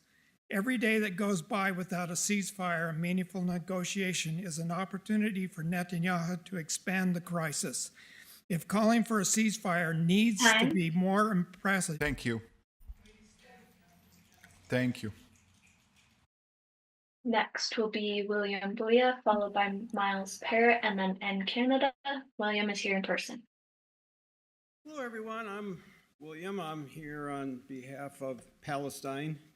I got really bad news. My babies and children over there are being slaughtered. Yes, I want a ceasefire immediately. There needs to be immediate peace over there instantaneously. I always wanted to be an airline pilot. The only option that I had to get this vital training and get hired by Delta or United was to sign up for the military. I was under the impression that I would be defending and fighting for my homeland right here, protecting its people. Boy, was I wrong. I quickly found out that I had probably would have been sent overseas for another useless war, bombing and killing Black, brown, Asian communities using bomber jets. Because I did not sign up for these genocidal campaigns, I was not able to achieve my dreams. I wanted to make peace, make love to the people, and protect the citizens of these great countries, not kill them. This beautiful 7.5-year-old girl, Elmasak, they slaughtered her. They killed her. This is a real beautiful girl. And we have heartless killers. They're killing babies and kids. They're a disgrace to a military. I wouldn't even call them a military. They're killers. Please. This is the beautiful girl that was slaughtered. I'm sorry, can I get everybody's attention? She was slaughtered by the killers. A graveyard in the backyard of a hospital, that's really inspiring. Thank you. 15-year-old Tampa. Thank you. Thank you. Taylor, please continue with the next comment. Next is Miles Parrott, followed by N Canada, and then Sahar Al-Shabaki. Miles, you may now unmute. Hey everybody. Well, this is crazy. Like they told you exactly what they wanted to hear, that they wanted the word ceasefire, and you couldn't put that in there. That's kind of blowing my mind. I'm just barely getting informed on this whole subject. It's kind of crazy that I've been in the dark about it for so long. I tend to really control the media that I expose myself to, and it seems like that's what's happening on the council as well. And I know it's hard to look at, like, the stuff that's going on in the rest of the world and like how big it is and how it feels like we can't really do anything about it, but we can, like, and that's what this is for. And these citizens of our community are telling you exactly what they need to hear from you and exactly what actions to take. But if we don't get informed about like what's actually happening, then like you're not going to make people happy. Like you're not going to be able to get back into office. Like we gotta really look at both sides of things and stop tiptoeing around. Like at first I thought that resolution at the beginning of this meeting was nice. It was like, oh yeah, we're talking about peace. Okay, this is awesome. But without talking about ceasefire, without talking about actually putting an end to, like, we're talking about women and children being massacred and being trapped under rubble. Like, that's gnarly, guys. We gotta do something, anything. Please, that's all I got. Thanks for the time. Next will be N Canada, followed by Sahar Al-Shabaki, and then Rabbi Zippel. N, you may now unmute. My name is N Canada, and I wanted to celebrate tonight, but no one is celebrating. It is true, protecting everyone in the local community from hate is critical. Hate crimes have risen across the board, but to not mention the genesis of the hate, Israel's continued genocide and ethnic cleansing of the Palestinians, is to neglect the root of why we continue to show up. The resolution applied no pressure to our federal government. We need to pressure Biden and Congress to deny Israel unconditional funding and force a ceasefire to ensure the mass death of Palestinians does not continue. The resolution blatantly ignored the desires of your constituents who have been commenting for months as the horror continues to unfold from Gaza and the West Bank. The resolution tries to please everyone, and in doing so, pleases no one. To continue to ignore the genocide at hand that we are funding and to continue to refuse to address what is causing so many of us suffering is a slap in the face.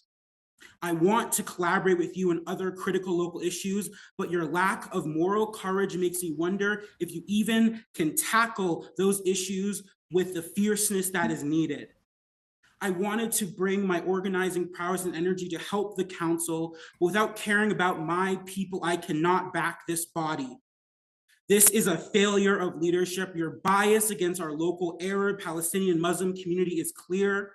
Our suffering means so little to this body.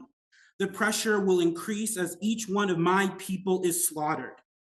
Darren Mono, I reached out to you as my rep and have heard nothing. I expect you to return my call and tell me why you're ignoring my suffering as a local Palestinian watching my people get slaughtered. The record will show the limits of your compassion, courage, and intelligence in the face of your local community telling you how this is a local issue. Next will be Sahar Ashimbaki, followed by Rabbi Zippel, and then Noah Patton. Sahar is here in person. Yes, hi everyone. I'll try to make sense because honestly, none of this makes sense. I'm trying to wrap my head around this joke, the absurdity of this life that we live in. We've been marching, protesting, coming here, telling you about all the atrocities that is not real is committing, demanding that you sign a resolution for a ceasefire, and then you meet with the constituents who exactly tell you their demands, and they show you what exactly they want. They show you the atrocities, the children that are killed and maimed, and all the destruction. And then you come here, and then it's basically nothing. It makes you feel good about yourself. Like, I'll give you that if that makes you feel good about yourself, but it doesn't. I didn't know that peace needs a resolution. Everyone here agrees that we need peace. No, everyone here agrees that we condemn the loss of lives. But peace cannot be achieved without justice. Justice cannot be achieved without naming the injustice. Injustice is the atrocities, the genocide that Palestinians are actually suffering from right now, and which you ignore and you insist to just not see. Like, seriously, this does not make any sense. The respected rabbi said that Palestinians in Syria are not allowed citizenship. Why? Because their loss of their citizenship is not real. That displaced them. That's why. By the demonic is not real state that made them refugees and continues to keep Palestinians as refugees by this genocide. Grow a spine, call for a ceasefire. Thank you. Let's keep the room safe for everyone, please. Next commenter. Next is Rabbi Zippel, followed by Noah Patton, and then Ursula Dott. Rabbi Zippel is here in person. Thank you, Mr. Chair, members of the City Council. My name is Rabbi Avrami Zippel. I'm a lifelong resident of this great city and a proud constituent of District Number 7, and I wanted to take the opportunity to express my profound gratitude and deep-seated appreciation to the members of the council for the proclamation this evening. It sounds like it seems to be a common theme. I did think that the proclamation was awesome, and I salute the moral courage and the fiber shown by each and every one of you, and the mayor as well, for your dedication to peace. When thinking about peace, I can't help but think back to the timeless words of Prime Minister Golda Meir, the last Israeli leader who faced an existential threat to our homeland, who once famously said there will be peace in the region when our enemies learn to love their own children more than they hate ours. In our faith, we yearn for peace, we pray for peace, we pray for the peaceful return of the still 130 plus hostages, including the youngest hostage in the world who just celebrated his first birthday in captivity, Kfir Bibas. I think the city should wish him a happy birthday, and we pray for his peaceful return. We pray for a world and a region that knows only peace and no terror, when terror organizations will wholeheartedly surrender, and where peace and prosperity can thrive for all. As we pray 3 times a day, Oseh Shalom Bimromav, Hu Yaseh Shalom Aleinu, Val Kol Yisrael, V'imru, Amen. May he who makes peace on high bring peace upon each and every one of us, and let us say, Amen. Thank you. Next is Noah Patton, followed by Ursia Dott, and then Hannah Fullender. Noah is here in person. Noah Patton, District 4. This poem is dedicated to the martyrs of Palestine, for humanity has failed them. But we hear you, we witness you, we recognize you. I feel shame that the suffering endured by the Palestinian people is fueled by our tax dollar. It has allowed supremacy and greed to lead Western imperialism and settler colonialism funded by captive working class of America. But there is strength in numbers, and we will be free once Palestine is free. Every year a new record. It is climate catastrophe. We will be free when Palestine is free. At least there's warmer winters for those unhoused. We will be free when Palestine is free. Car dependent or barrier to entry, personal comfort outweighs the many. We will be free when Palestine is free. CEO pay is 500 times the lowest earner. We will be free when Palestine is free, all on the backs of penal state slave labor. We will be free when Palestine is free. Police killing unarmed black men has not slowed. We will be free when Palestine is free. There's another $14 billion to the IDF, but all out for student loans. We will be free when Palestine is free. Gaslit by the billionaires to hate my fellow comrade. We will be free when Palestine is free. Orphans cry Allah at the sky. Is anyone listening? We will be free when Palestine is free. Recognizing our arrogant past is the only way future. We will be free when Palestine is free. They hate us for joining together, but strength in numbers. We will be free. Free yourself from hate and rise up. Use your anger to stand up against the American regime. That is why we say, from the river to the sea, Palestine will be free. No. Please keep the comments, keep the expressions after the comments to yourself. Next commenter, please. Next is Ursia Dott, followed by Hannah Fullender, and then Mackenzie Wood. Ursia, you may now unmute. Hello, this is Ursilia, and I'm speaking on behalf of Palestine, and what we were hoping would be a ceasefire resolution and not a call for peace, because when can we call for peace when there is a genocide actively happening? A ceasefire resolution is the bare minimum. We are consistently asking for it. We demand it. We require that of the people. Please, please listen. Recognize how much people are suffering. This is the biggest live stream genocide in history. We are actively watching people get slaughtered. And you talk about the local issues. What about the local people who are going to school and can't fathom another day of school because they see their siblings, their families getting blown up, the traumas that we're experiencing as a people, and how much we're crying and begging for our leaders to help, to change things, to actually make an impact and make history rather than be complicit of this genocide of these people that have been screaming for over 75 years. How have we not listened? How can we not hear their hearts bleeding, their screams, their sobs, their families breaking apart as bombs drop? And they are not there to be for their loved ones as they die, or to bury their loved ones because they're captured by these soldiers that care nothing about their livelihood. How do we expect us to do better when something is on our own soil, when active hate crimes are happening, when just recently a non-binary teenager was murdered in our own states? How can we expect us to do better when we cannot advocate for people who are actively getting slaughtered? That is my request. Thank you. Next will be Hannah Fullender, followed by Mackenzie Wood, and then Sean Chatty. Hannah's here in person.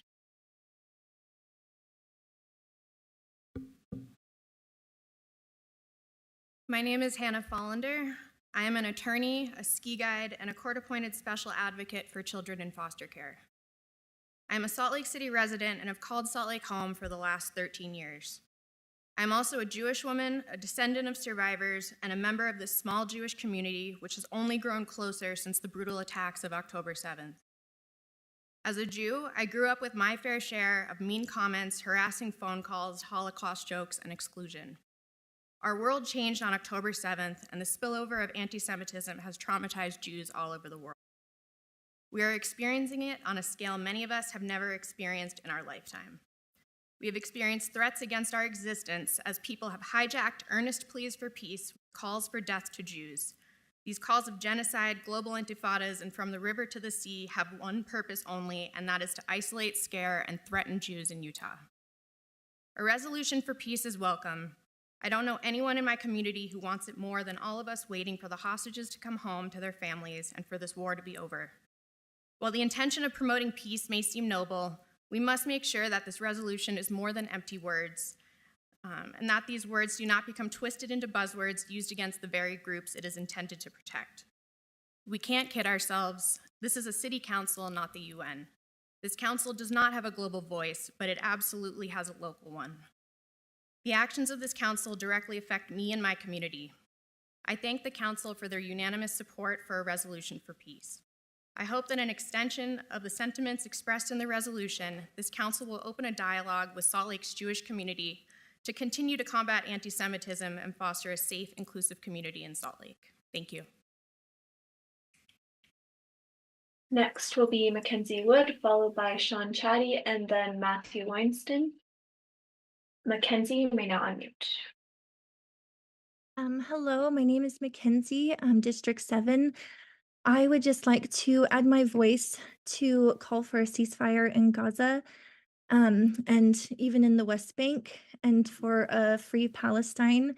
The most disturbing thing to me is that over 13,000 children have died during the last 5 months.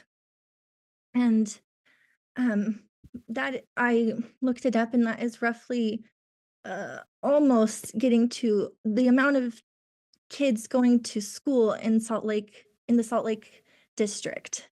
There are 20,000 kids in the Salt Lake district going to school in elementary through high school, and 13,000 have died in Gaza.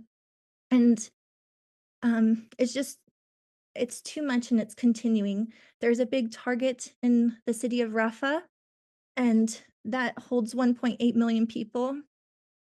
And it's time to call for a ceasefire. And I agree that we are not even the biggest city in the United States, but it matters to the people in the room. It matters to the people watching this on Zoom, that we call for a ceasefire and just acknowledge that there are so many people dying in Gaza as I speak, and most of them are children and women. That is a genocide that is killing the future of Palestine. Please call for a ceasefire, and in your resolution, put that in there. Put that in there, that you are against genocide and you are against seeing the murders of all these children and women, and that you call for a ceasefire, even if it is just symbolic. Say that you stand up for them. Please do this and call for a ceasefire. Thank you. Next will be Sean Chatty, followed by Matthew Weinstein, and then Nova Evers. Sean is here in person.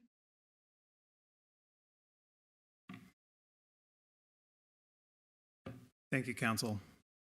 My name's Sean. I am a resident of District 7, and I am currently a student at the University of Utah, studying for my in social work to get my graduate degree.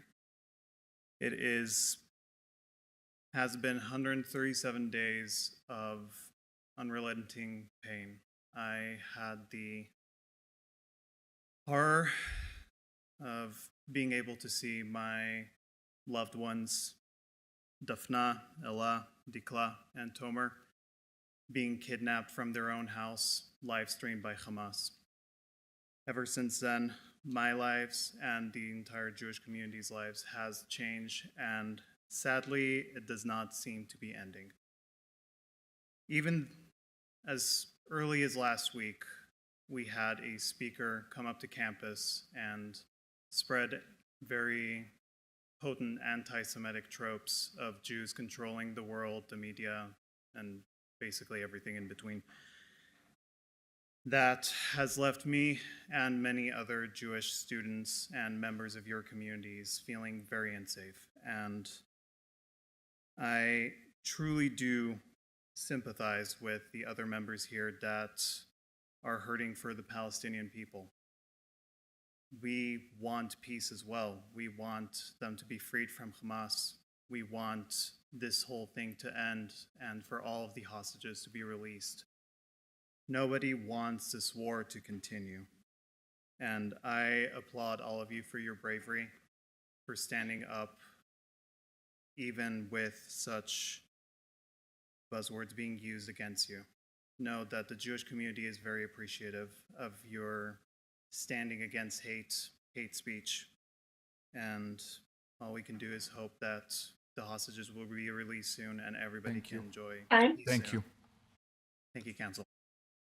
Next is Matthew Weinstein, followed by Nova Evers, and then Riley M. Matthew, you may now unmute. Thank you.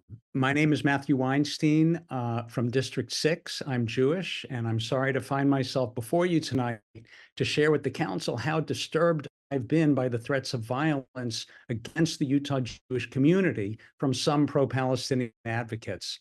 For example, post on social media from a group with a machine gun in their logo proclaiming Zionism will never have a place in SLC. Another saying death to the Zionists. For nearly all Jewish Americans, Zionism is a basic part of our identity. In our synagogues, we proudly fly the Israeli flag alongside the American flag. We sing both national anthems. We say a prayer for both countries in our weekly services. And why shouldn't Jewish Americans be expected and allowed to feel the same sense of pride and connection to our historic homeland that Greek Americans or Norwegian Americans or Japanese Americans or any other group feel? These threats of violence against our local Jewish community must be taken just as seriously as the all too common threats against immigrants or against LGBT Utahns. Remember, it was just a decade ago, actually, while I was working at the local synagogue, that one day we discovered that someone had shot up the building. Thankfully, the police and FBI caught the white supremacist responsible before he could hurt anyone. Now we're under threat of violence again from pro-Palestinian advocates, which is all the more ironic when you consider that most American Jews support a two-state solution, support Palestinian statehood alongside Israel, and regularly urge Israel's leaders to reach a diplomatic settlement. I would urge the pro-Palestinian advocates to stop the calls for violence against the local Jewish community, and I thank the council for standing up for peace and safety for all.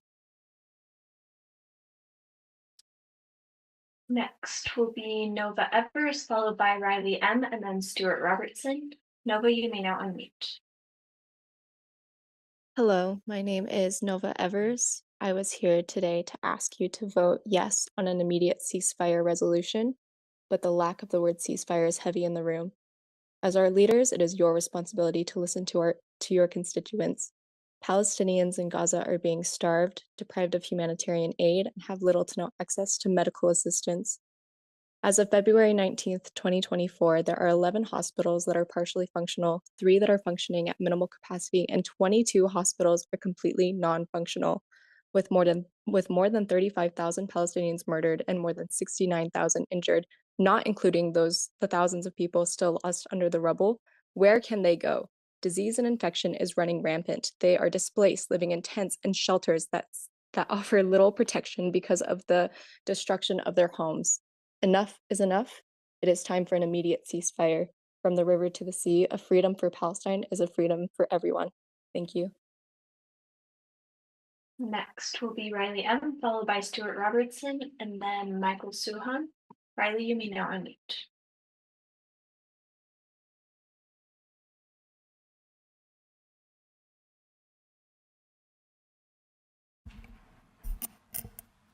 Riley, we can't hear you, so I will troubleshoot with you, and we'll move on to Stuart Robertson, followed by Michael Suhan, and then Michael Valentine. Stuart, you may now unmute. Hello. My legal name is Stuart Robinson, but my name is Oak. I am a constituent of District 5. It has been 136 days. 136 days since the ruthless and senseless bombing and starving of Palestinian civilians, and 75 years since the violent and illegal occupation began. 1.5 million people are trapped in Rafah right now. This makes it the most densely populated area in the world, and it is being bombed The safe zone the civilians were told to go to is being bombed, and Israel is preparing to launch a ground assault that is being supported and approved by our corrupt United States government. This is genocide.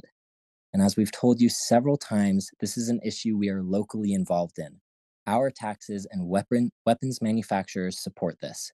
And 47G aims to make our state a central contributor to the imperialist war machine.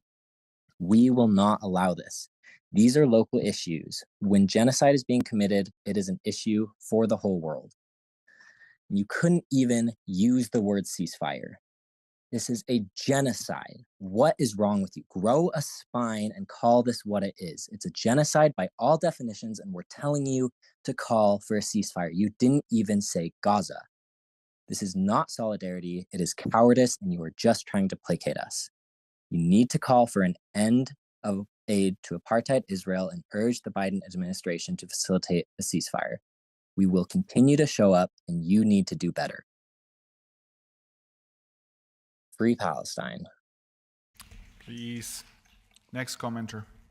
Next will be Michael Suhan, followed by Michael Valentine, and then Summer Jews. Michael Suhan is here in person.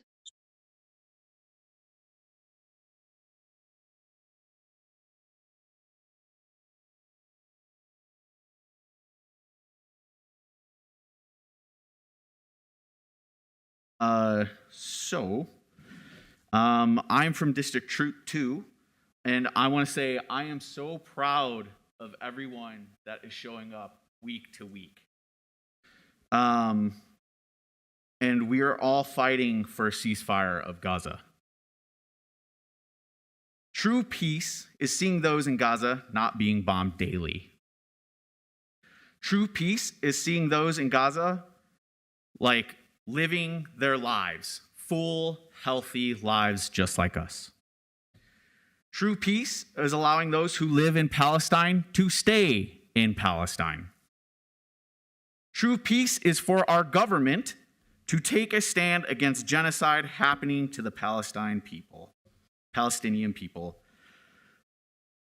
True peace is not having open-air prisons and walls that separate free flow of people just like us.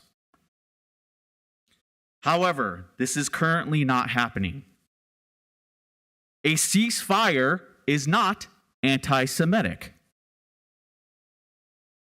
I would disagree and say your voices matter. Your voices matter. Taking action and putting pressure on our government to stop funding this genocide. Thank you. Please, next commenter.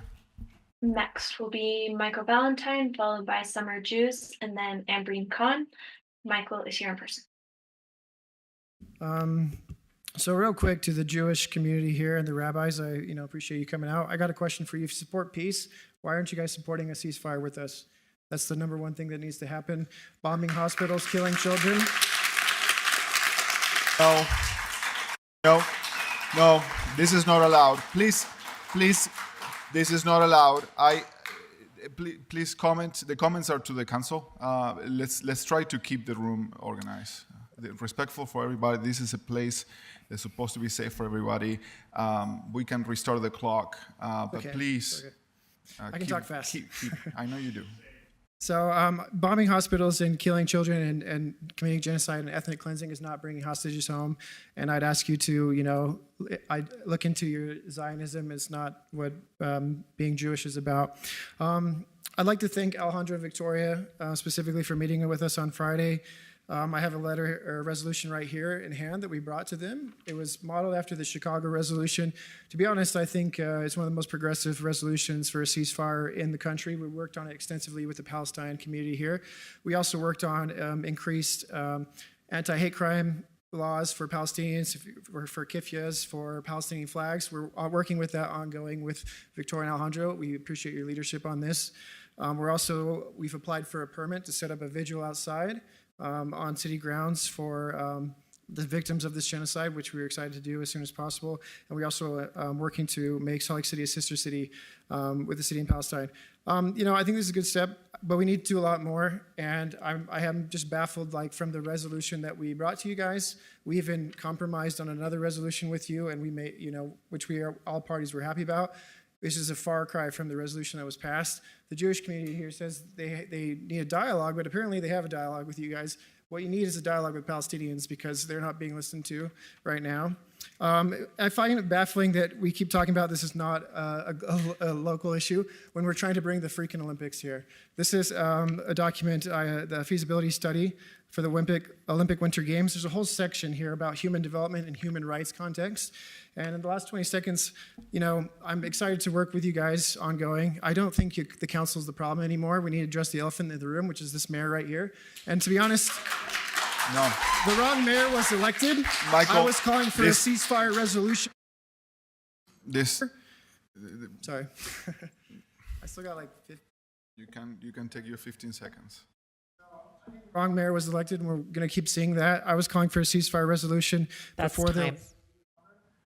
That's time. Thank you, Michael. That's time. Thank you, Michael.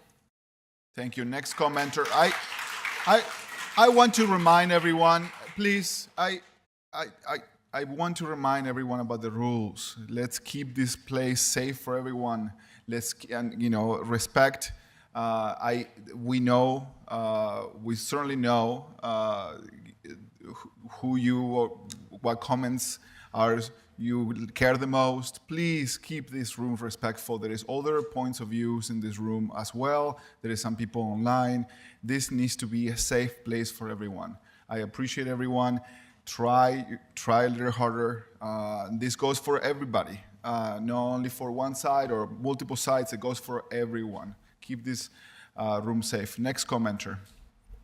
Next will be Summer Juice, followed by Ambreen Khan, and then Jiki Ciolo. Summer, you may now unmute. Hi, I'm Summer. I was born and raised here in Utah as a member of the LDS Church, and while I no longer belong to or believe in it, I have always and still fully believed in all individuals' right to belong to and to practice religion. Can you guys hear me? Yes, we can. Okay. Can we make I'll sure keep that going. the clock is started? Yes. Sorry. No worries.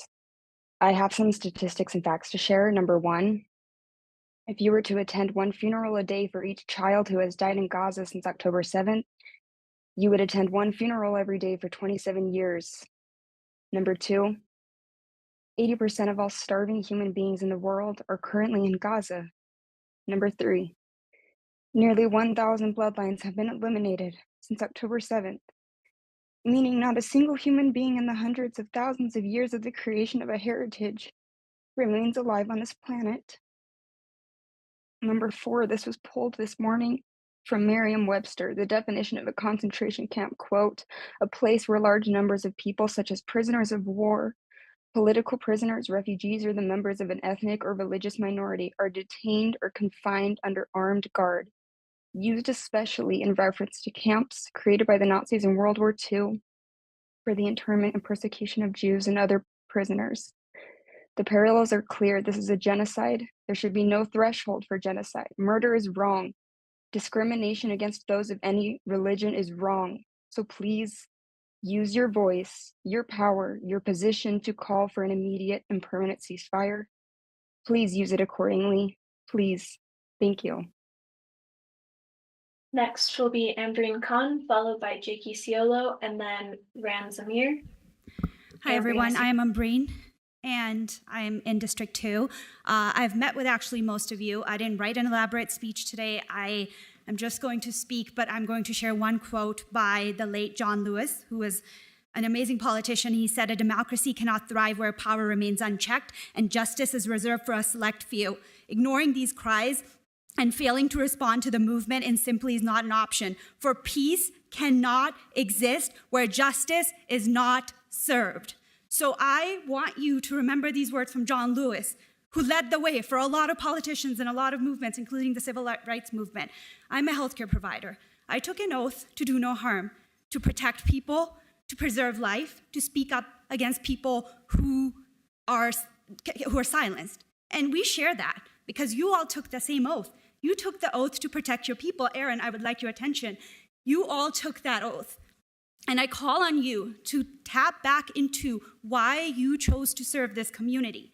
And here's some synonyms for ceasefire, if that's not something that you want to say, because it's political, politicized by the Israeli lobbyists, not really by anyone who, by definition, understands ceasing fire means peace. So, condemning the genocide, condemning mass murder, condemning the slaughter of thousands and thousands of people, condemning mass killing and concentration of people in an area where they don't move freely, where they're under siege, where their medicines, where their right to exist, where even menstrual products cannot be given to them. There's pregnant people, there's people who are children who are being killed. Peace is absent. It has been for the last 75 years and the last 137 days. There is no peace without justice.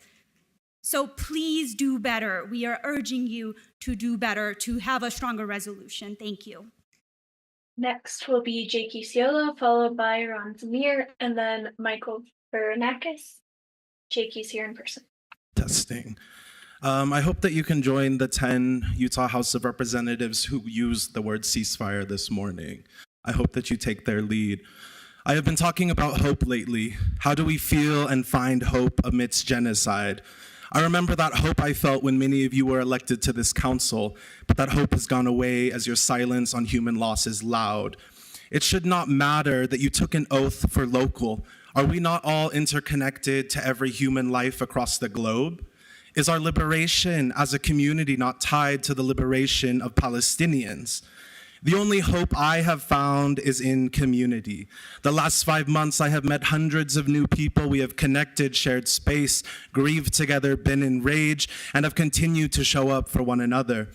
It gives me hope that over 1,000 residents in Salt Lake City have risen above their narrow confines of their individualistic concerns and began living.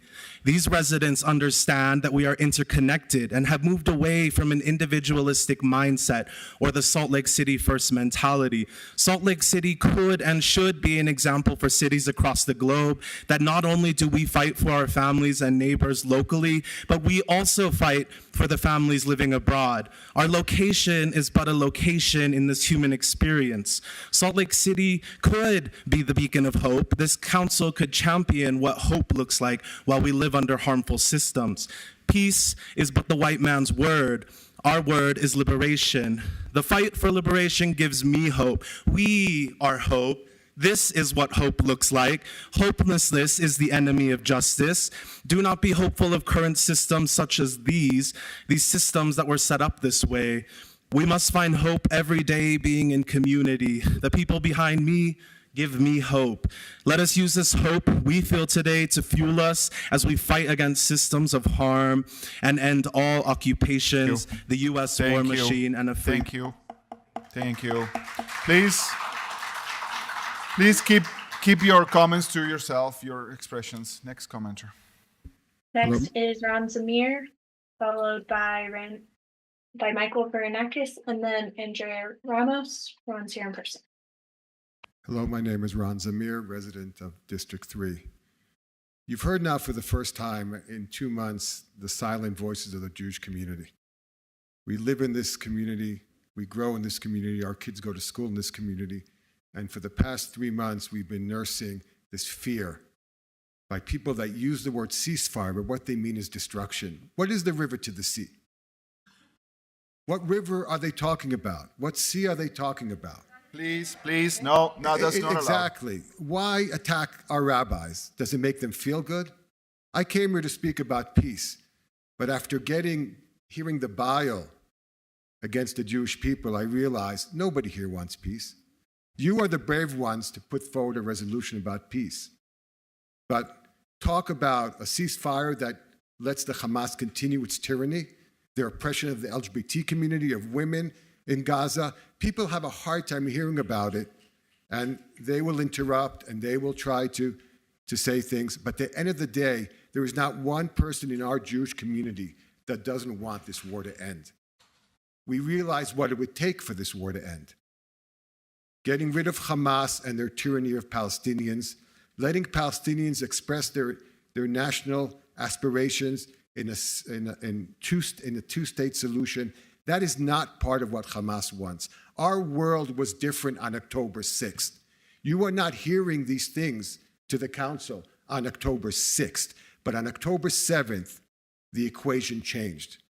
On October 7th, there were two people of value in this community. There were those that want to continue the tyranny of Hamas and the Jews that have to hide. Well, we are done hiding. We are just done. And the brave people that were usually scared to come to this council and came today are a testament that we know that if we don't speak out, what will happen to us? Thank you. Thank you. Next I'm is going to, Taylor, I'm going to remind everyone, the expressions are, about other commenters are not allowed in this room. Please, we really need this place to be a safe place for everyone, even if you don't agree with the comment. It needs to happen. This needs to be a safe place for everyone. I am going to, after two more comments, I'm going to ask for a quick break. I need more water. I'm sorry, there is other council members, they do.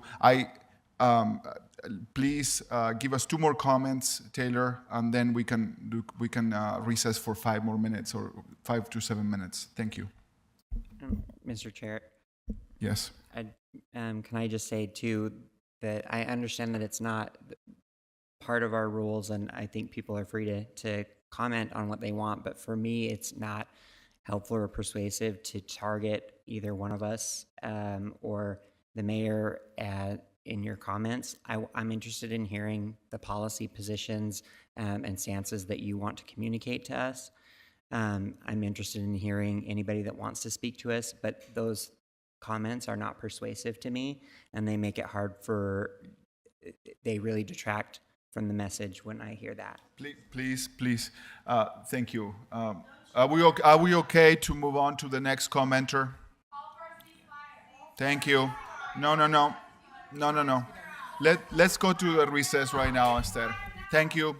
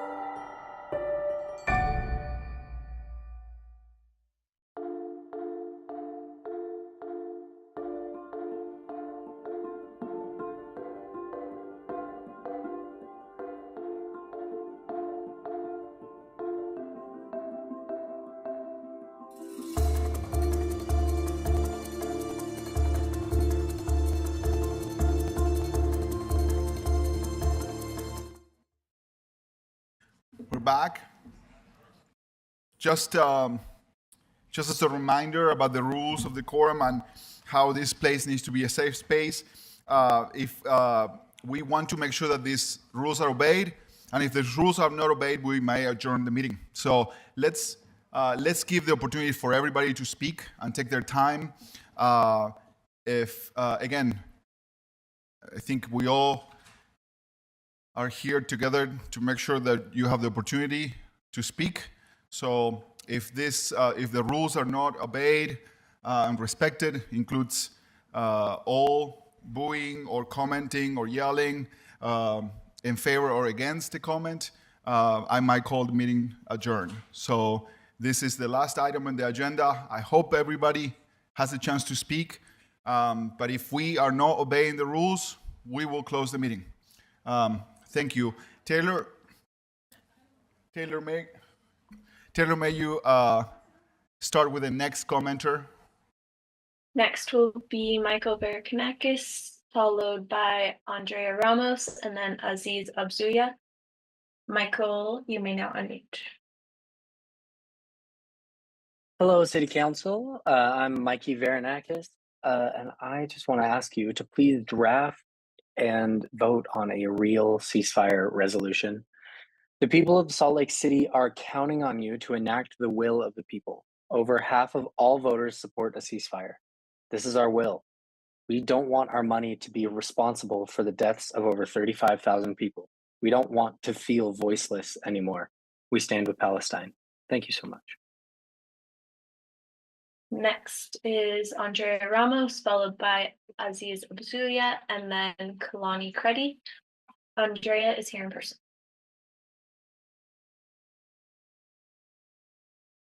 You hear me? Okay. All right. So I'm not here to say anything new. I am here adding to the thousands of Utahns urging for a ceasefire resolution. Again, ceasefire resolution. It seems some people are unaware of how this might be a local issue. In addition to being in solidarity with the Palestinians living in our community, our tax money funds this heartbreaking aggression directly. Our silence allows the continuation of over 35,000 lives, 35,000 stories erased and counting as we speak. Some of the people have come up talking about the release of the Israeli hostages, and I too want the release of them, 132 of them. There are also 7,000 Palestinian hostages in Israeli detention. With that said, I want to share just how some numbers of how much we really are complicit in this genocide. The state is responsible for $31,892,283 a year in weapons to Israel. This could instead fund 3,791 households with public housing for a year. It could fund free or low-cost health care for 11,000 children. It could fund 348 elementary school teachers. It could fund 90,000 houses with solar electricity and 844 students with their loan debt canceled. I hope we can join the over 70 US cities, including Chicago, Seattle, and San Francisco, in passing a real ceasefire resolution. Thank you. Next will be Aziz Abzuya, followed by Kaylani Kredi, and then Eric Mir. Aziz is here in person. You've seen footage of shredded children's bodies, and that's my taxpayer dollars. They're going to bomb those kids. So I think we should kill them all. If that makes you feel. So these were remarks made by Andrew Ogles, the congressman for the Tennessee's 5th District, in addition to so many comments made by the Congress of this country, calling for the murder of Palestinian children, calling for genocide against the Palestinians. And we've seen here in Salt Lake that one member of our community, the pro-Palestinian community that some people are so scared of, that was run over by a car. And not a single city official or police has talked about it, has addressed the situation, or has acknowledged the fact that we're all being targeted for being Palestinian or pro-Palestine. There is this quote that I always like to remind myself of whenever someone says that this is not about me, this is not about Salt Lake, so why are we talking about it? And this is like kind of a poem by Martin Niemöller, who was a Nazi German, but then he, decided that this is inhumane and we should speak against it. He said, first they came for the communists and I did not speak out because I was not a communist. Then they came for the socialists and I did not speak out because I was not a socialist. Then they came out for the unionists and I did not speak out because I was not. Then they came out for the Jews and I did not speak out because I was not a Jew. Then they came out for me and there was no one left to speak for me. If we don't speak for each other, then we are against our own existence. I believe this council can do more and can stop lying to us and lying to themselves. But ceasefire now. Next is Kaylani Creddy, followed by Eric Muir, and then Daniel White. Kaylani is here in person. Hi, my name is Kailani Creddy. I am not much of a public speaker, but I feel that I need to let my emotions be heard. To be frank, I am completely outraged that this has taken this long for you to take action to even speak about the Palestinian ethnic cleansing, and for you to ignore our pleas for you to show a semblance of empathy while children and parents get slaughtered. This resolution you are releasing has no depth and does not represent what we are here working for. We do not only care about the hate and violence on our communities, but also what the corporations of Utah and federal government are doing to actively fund and supply this genocide. You are cowards, and I am ashamed to call myself a citizen of Utah. You can't even say Palestine or ceasefire with confidence and tack their struggle on as almost an afterthought at the end of your pitiful attempt at solidarity with a dying population. We will not waver. We will continue showing up and fighting for our people around the world and in our communities. Give our land back.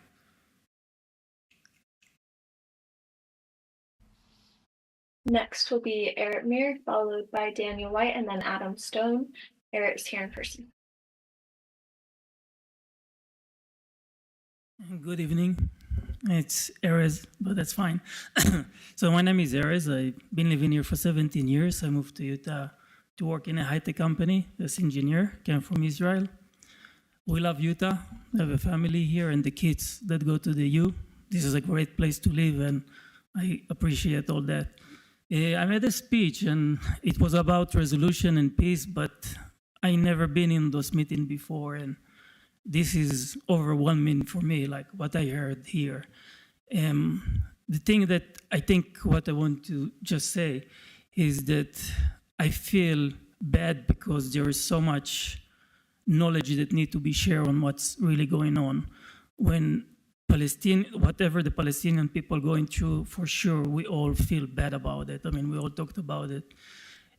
But there are two sides here. I mean, let's not forget how this whole thing started and what means ceasefire for the people. When there is an organization that tried to just, kill all the Jews in Israel itself, with Hamas, it will never happen. So all I want to say, my point is, let's encourage more dialogues and open communication and hear both sides. I cannot do it in 2 minutes and give all the explanation, but I appreciate your time and let me speak here. Thank you. Next is Daniel White, followed by Adam Stone, and then Veronica Sederman. Daniel's here in person. My name's Pippin. I'd just like to say that I'm not an expert on anything. I've tried to deconstruct and learn a lot of things about racism, about transphobia, and try to just love everyone that I come in contact with. And I think that is a difficult thing to do perfectly. And I want to just express that I want to learn and I want to be better. And in learning, I would like to focus a little bit on the history of Zionism and what I've learned about recently. Ze'ev Jabotinsky wrote an article in 1923 and it's pertaining to the creation of the State of Israel, which happened in 1948. I'm just going to paraphrase some of this article. Zaev says, "My readers have a general idea of the history of colonization in other countries. I suggest they consider all the precedents with which they are acquainted and see whether there is one solitary instance of any colonization being carried on with the consent of the native population. There is no such precedent. The native populations, civilized or uncivilized, have always stubbornly resisted the colonists, and it made no difference whether the colonists behaved decently or not. The native population fought with the same ferocity against the good colonists as against the bad. They know what we want as well as we know what they do not want. The Arab feel at least the same instinctive, jealous love of Palestine as the old Aztecs felt for ancient Mexico and the Sioux for their rolling prairies." End of quotation. The name of that is called The Iron Wall, and I would encourage everyone to take the time to read that. It's from April 11th, 1923. We must condemn colonization everywhere, at home or abroad. Free Palestine, Congo, Sudan, Hawaii. Time. Thank you. Next is Adam Stone, followed by Veronica Sademan, and then Brandon Jean-Pierre. Adam's here in person. Hey there. I just wanted to add my voice to those that are extremely disappointed with the current resolution that was given earlier in the meeting. I don't think it's politically charged to ask for a unilateral ceasefire. I don't know how you can conflate that with being for one side or the other, excuse me. It's the most peaceful thing that you could do. Advocate for a ceasefire. It's the complete halt to all war and violence. Like it's an easy thing to add to your resolution. And I wanted to address Mr. Wharton directly. If you can't handle direct feedback from your constituents, I don't know if you should be in this job. It's a hard job, but if that's that upsetting to you to have someone come up and confront you with something difficult or a policy that you have or something that you did or didn't add to a resolution, maybe find a different job. Thank you. Next is Veronica Siedemann, followed by Brandon Jean-Pierre, and then Chloe Duggar. Veronica's here in person. Hello, thank you. My name is Veronica, and I'm a teacher in Salt Lake City. And as a teacher, I teach children that come from all walks of life. As an American Jew, first generation to Holocaust survivors, I base a big part of my teaching on the following Hebrew saying: Im eina nili mili, ve'im lo ka'et matai. If I don't have myself for me, then who? And if it's not now, then who? There's nothing easier than to blame others in your own failure. There's nothing easier than to distort reality and play with words as genocide and ceasefire. We witness what type of ceasefire it's brought to the table. And we are witnesses the distortment in a semantic way of what genocide is. Half of my family was burned alive in Auschwitz. So I know what genocide is. We did not start this war, and I'm not willing to bring this conflict here. And I thank the Council for your discernment of separating what is truth and what is of value and what is just main propaganda. Thank you.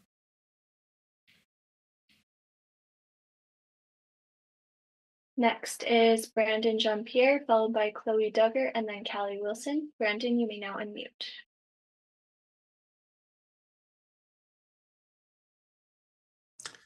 Good evening, Brandon Jean-Pierre, representing the Black Flag.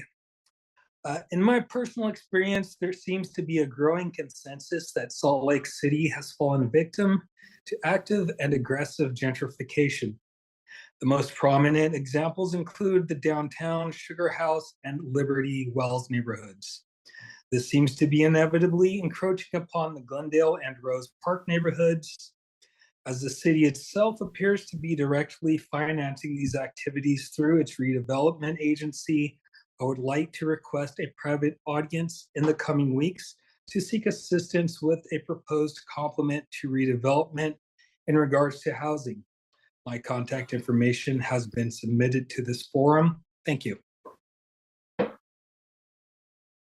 Next will be Chloe Duggar, followed by Kelly Wilson, and then Aaron O'Farrell. Chloe, you may now unmute. My name is Chloe, and I live in District 3. I'm also a healthcare provider. I'm here tonight to speak about the ongoing genocide in Gaza and the proposed resolution regarding peace. It's been said that everyone wants the violence to stop, so how is it that a ceasefire is now just a buzzword rather than a legitimate path to peace? It's great to stand for peace and stand against Islamophobia and anti-Semitism, but why can't we also firmly stand against genocide and the intentional massacre of a group of people? If it were your friends and family living under the conditions which have been forced upon the Palestinian people, would you be satisfied with governments across the world passing weak resolutions urging residents to stand against hate without any kind of call to action? Or would you be begging for the violence to stop and pleading with others to act? This isn't a complicated situation, and it feels obvious that most people should be actively against the systemic murder of others. With 35,000 people dead, 13,000 of whom are children and 87% are innocent civilians, what numbers will be astonishing enough to take a firm stand against a genocide? What side of history do you wish to be on? I urge you to reconsider the peace resolution and do the right thing. We call you to bring a resolution to the council that calls for a ceasefire with strong anti-genocide language. Salt Lake City cannot continue to support the atrocities. Support a ceasefire now. Thank you. Next is Kelly Wilson, followed by Aaron O'Farrell, and then Shay Hardy. Kelly, you may now unmute. Firstly, thank you for working with our community members and bringing a form of a resolution forward. It's a step, but the resolution that you have brought before us today to not be staunchly anti-genocide and to not specifically call for a ceasefire, or at the very least a condemnation of the genocide taking place in Palestine, is still complicity, and it does not reflect what your constituents have been asking for months. There cannot be no peace without a ceasefire. The tides are changing all around the world. Over 70 cities all around the US have and are passing ceasefire resolutions. Nations around the world are agreeing with the ICJ's court ruling and are declaring a need for an immediate ceasefire. Canada, Australia, New Zealand called for an immediate ceasefire in Gaza.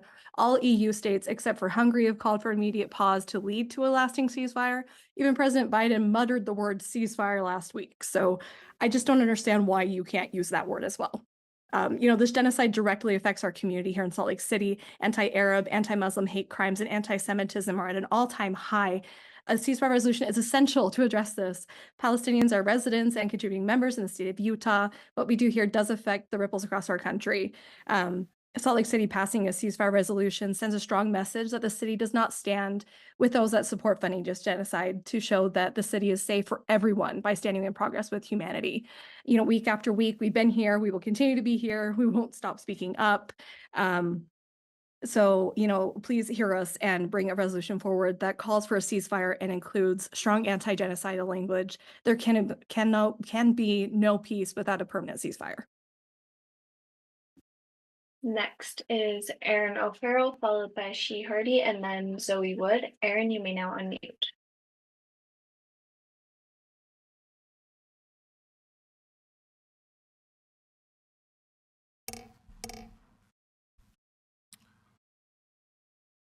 I don't think we can hear anyone.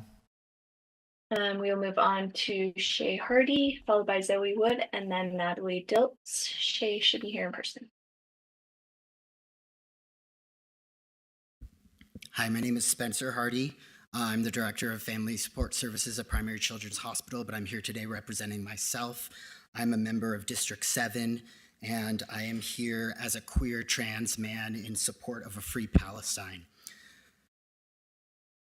Like others have said, I don't know if I'm going to say anything different than what's been said already, but children are being murdered, children are being orphaned, Children are being starved. Hospitals are being bombed. Medical providers are being killed or abducted. Let's be clear, this is ethnic cleansing. This is genocide. I saw a sign at a protest last Tuesday. That protest was previously referenced because someone was struck in a hit and run at that protest. But I saw a sign at that protest that said, if you'd wondered what you would be doing during the Holocaust, you're currently doing it. I wish I knew whose sign it was to credit them, but I thank them for that sign. I have a confession to make tonight, which is that I didn't speak up sooner because I was afraid to speak up. I myself am not Jewish, but I have many loved ones who are, many people that I've known for most of my life, much of my life, who I care deeply about, and I was worried what they would think if I spoke up. And I'm ashamed to admit that because I should have spoken up sooner. But I wonder if some of you are worried tonight what people will think if you speak up.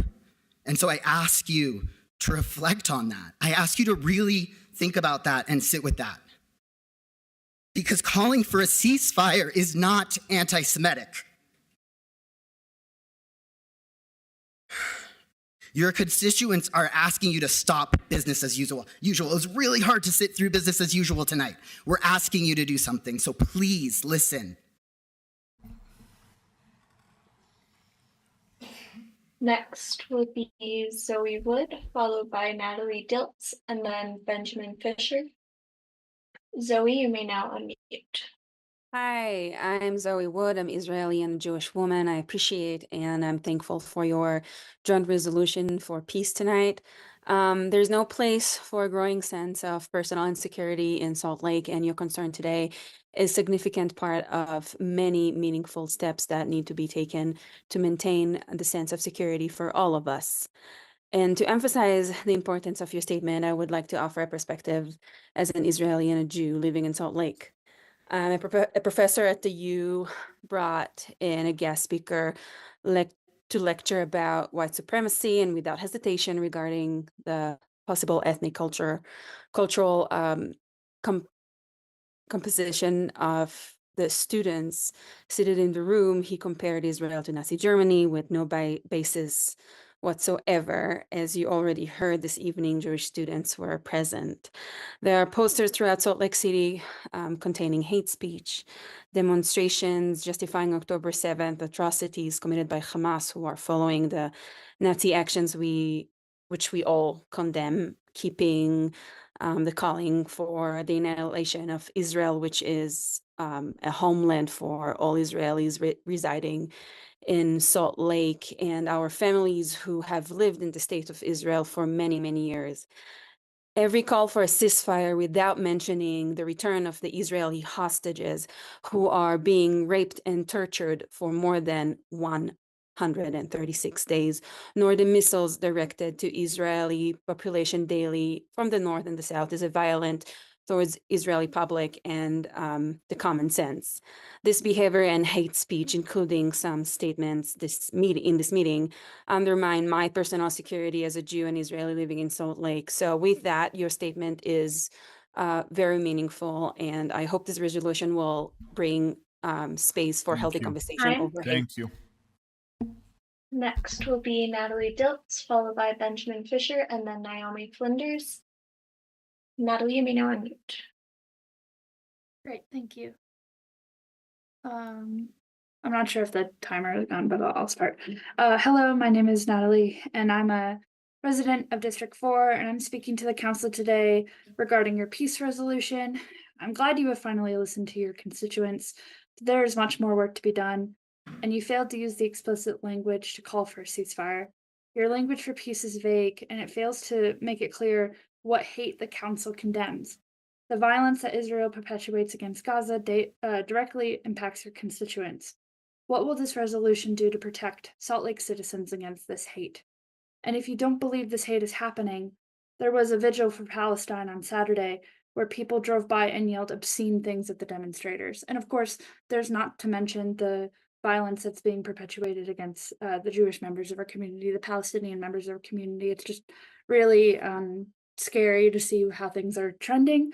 Sorry, I went off my script a little bit. The ICJ has issued that it's a preliminary ruling that Israel is likely committing genocide against the people of Palestine. The list of atrocities Israel is committing is long: aid restrictions, targeting journalists, bombing hospitals. 35,000 people have died, including 13,000 children. That is not even to comment on the mental and physical trauma. The US and all of its citizens are complicit. Our tax dollars are funding this genocide. Utah's tax dollars, Salt Lake City's tax dollars. Many cities across the US and the world have called for a ceasefire. Over 1,000 of your constituents across party lines have signed a petition calling for a ceasefire. This council failed to call for a ceasefire, and unfortunately, I do not believe that the peace resolution will be enough to protect your constituents and have them feel safer. The Palestinians and Jews of Salt Lake deserve yours and our protection. We must act, and you are our voice. We will not stop advocating for true peace. Ceasefire now. Thank you. Next will be Benjamin Fisher, followed by Naomi Flinders, and then Venus T. Benjamin's here in person. Thank you, Council, for taking the time to hear all of us tonight. Your time and effort on this issue has not gone unnoticed. My name is Benjamin. I come here before you tonight as a community member, a small business owner, a skier, a Jew, and an Israeli, having moved to Utah direct from Tel Aviv. I'm here to represent my part in our community, remind you that words have meaning, and to let you know that the events of October 7th were very real, fundamentally changed us all, and acknowledge for sure that there's a lot of pain going on each side. There's absolutely no doubt about this. And as tiny as a country as Israel, I can unfortunately and confidently say that each one of us in our small Israeli community here has been affected directly by this massacre, knowing first or secondhand someone that has been kidnapped, murdered in captivity, murdered at a music festival, driving on the road, holed up in a bomb shelter, hiding for safety, or laying in their bed. Any loss of life, 100% is terrible. It's sad.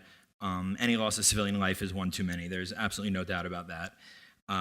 It's absolutely possible to hold space in your heart for conflicting feelings. We're all hurting. Not one of us is happy about anything that goes on. I know that we all wish for the perseverance of the Palestinian people, but 100% not at our detriment. Please no one forget that there was a ceasefire in place until about 6 a.m. on October 7th. We want peace. An elected government has kidnapped and murdered their neighbor, been outspoken about desires to do it again and again, and then hid amongst the people within their schools and hospitals. Terror tunnels built under United Nations facilities.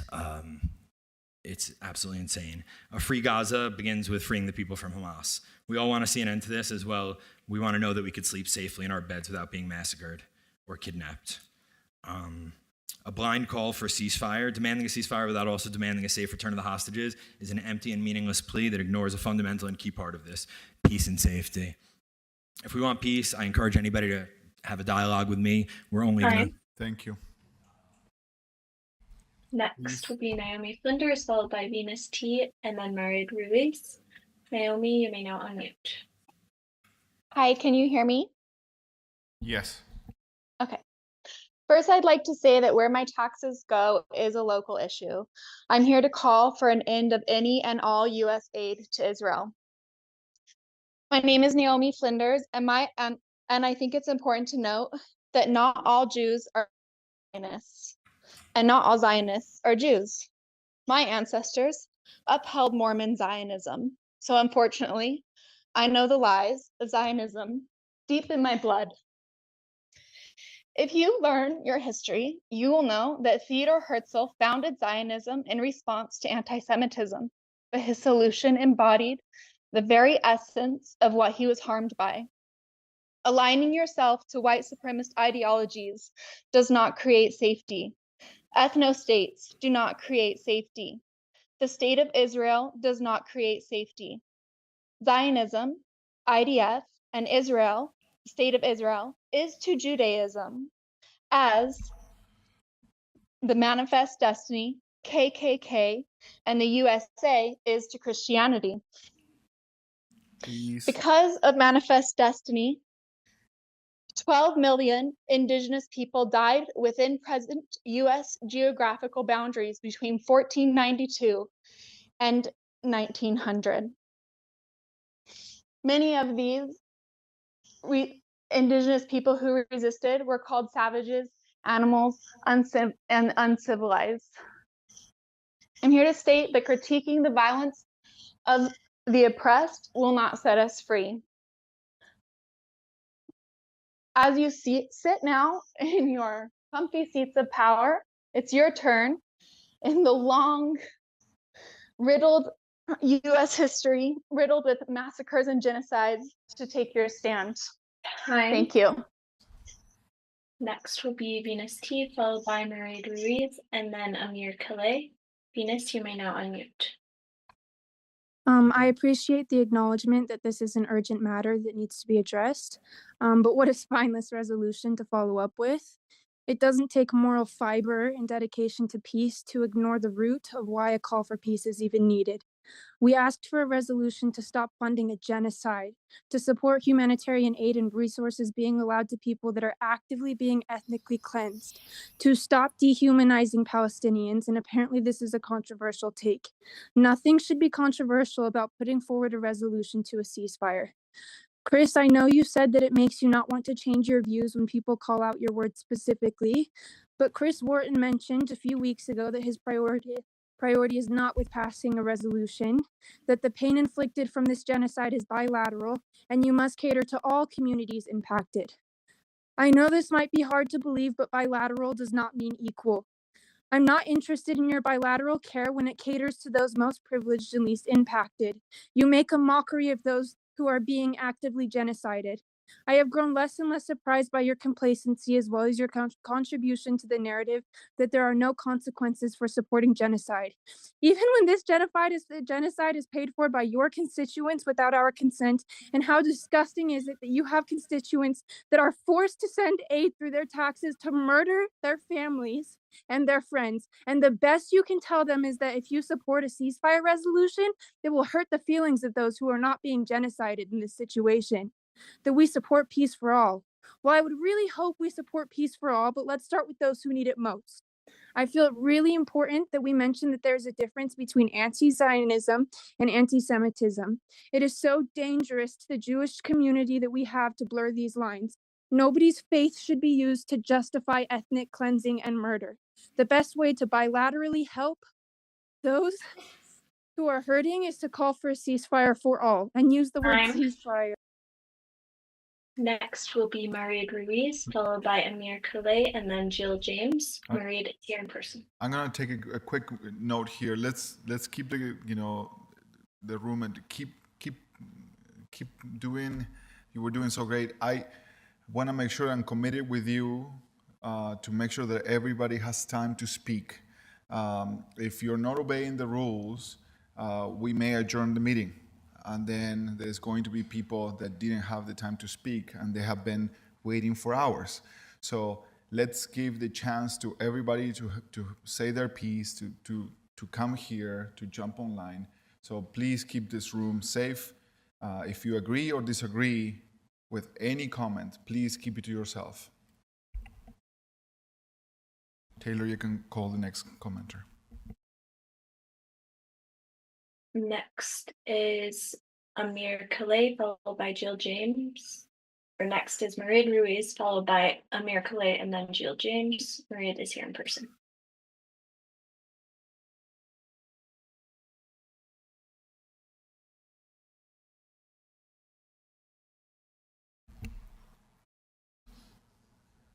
I don't think anybody's jumping in yet.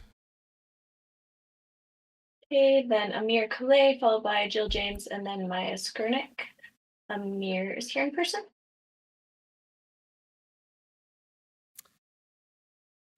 Hello, my name is Amir Khaleh. My family lives in District 6. I'm an American Israeli. I was born in New York, but I was raised in Israel. I've been in Utah since the 80s, so I have a unique perspective of someone that's lived in both places. I served in the IDF. In the 1990s, I was a high school student in Israel.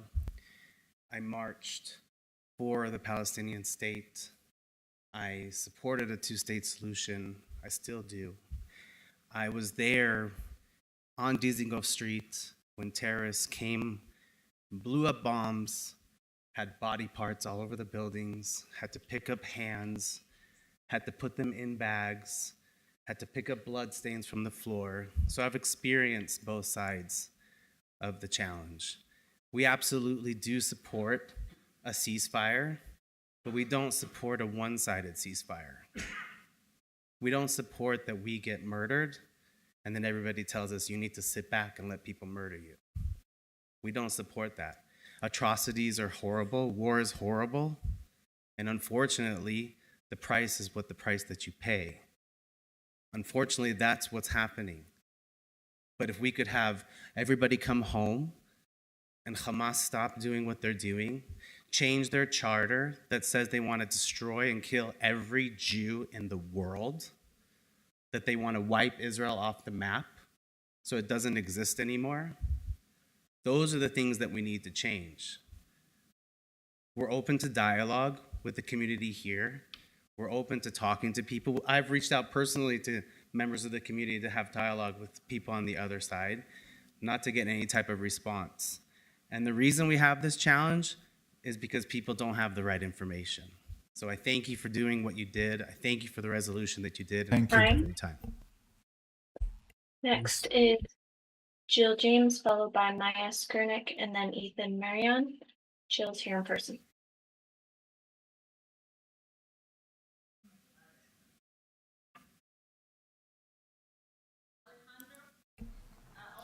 Please, please, Hi. please. Hi. This is My name is Jill James. I want us to keep giving the chance for everybody to speak. No one person here should speak out of line and speak when they're not allowed. So, can we continue this meeting? Okay, please reset the clock. Hi, my name is Jill James. I'm a social worker and a mother of 3, and I'm from District 6. I'm here again more inspired by these brilliant young leaders of our community as they speak out against the slaughtering of Palestinian people. These young leaders have refused to turn away from the horrors occurring 7,024 miles away. No, they are fighting for a total ceasefire and asking you to write a resolution demanding for a ceasefire from local and federal political leaders. During a meeting with Dan Dugan, he asked us to use a less angry tone. So I'll try to accommodate all of that, your comforts. A luxury Palestinians have never had since the colonization of their people. The peace initiative that you just put forth keeps you comfortable, and keeps your constituents feeling unheard. Familiar to all Palestinians, it has taken a genocide for their stories to finally come out. I asked Dan a question to start when we met with him. I asked him, when he thinks of Palestinians, what is the first thing that comes to mind? His answer, Hamas. If someone believes an entire people are terrorists, why then would Dan or any of you write a resolution demanding a ceasefire? But all of us know that this is not about Hamas. This is about ethnic cleansing of a Palestinian people. As my representative, as your constituent, I am asking you, Dan Dugan, to do the right thing. Call for a ceasefire resolution. As the oldest, whitest, cisgender male on the council, you hold the biggest vote. It's time you use it for good. You can do better and demand a ceasefire resolution right now. You have absolutely nothing to lose. And Chris, you speak so much. You speak out for so much, yet you stop short of asking for a ceasefire as our government funnels billions of dollars into ethnic cleansing. It reminds me of when we were begging for dollars to find a cure for the AIDS virus, and the response was, they're getting what they deserve. That has been the last 75 years for the Palestinian people. Neutrality is violent. Neutrality supports the status quo, which is ethnic cleansing. Thank you. Next is Maya Skurnick, followed by... I want to remind everyone, this is the last warning. I'm going to recess the meeting and adjourn it. So keep it together. Thank you. Maya Skurnick, followed by Ethan Marion, and then Yotam Sure. Maya's here in person. My name is Maya, and I'm a resident of District 5. I would like to start off by saying I'm grateful for the resolution and any initiative taken by the Council to recognize the pain inflicted on all innocent lives impacted by the war and to promote peace. Peace and safety are what we strive and wish for. But unfortunately, recent calls for a ceasefire that were made in front of this council and failed to address the right of Israeli civilians to live in safety, and that left out entirely the hostages in the October 7th massacre, do not contribute to or promote peace whatsoever. I want to point out the absurdity of those calls, not even mentioning the elephant in the room, the very terrorist organization that has the blood of so many Israelis and Palestinians on its hands, and that will keep on sacrificing the life of Palestinians to achieve the killing of as many Israelis as possible for as long as it remains in power. To many Jewish and Israeli Salt Lakers, this is extremely personal. My sister is a survivor of the October 7th massacre. She managed to run and hide, but 5 of her friends were murdered. There's a Salt Laker here whose cousin was murdered, and another one whose 3 family members were murdered, and 2 of her teenage cousins were held hostage. Calls urging the council to make a ceasefire resolution without addressing the need to make sure this doesn't repeat itself are not just absurd, but disregard Israeli lives entirely. We are grateful for the council for letting our voices be heard, and urge you not to let our fates and those of our families be dictated by people who have shown no concern for the lives of Israeli civilians, and not to give in to voices suggesting that our lives matter less. The rise of anti-Semitism is real. We experience it in the form of bomb threats to Jewish institutions, in vandalism of our property, including my own at one instance, and the fact that the faces of hostages are being ripped off of posters we hang. I want to point out how direct the connection is between those incidents and the silencing, gaslighting, and dismissal of our voices, our experiences, and our pain, and the denying of our right to live and defend ourselves by radical groups and individuals. I call the City Council to invest in the formation of respectful dialogues and to keep battling all forms of hate and Thank you. Next is Ethan Marion, followed by Yodam Sure, and then Laurel Hyatt. Ethan, you may now unmute.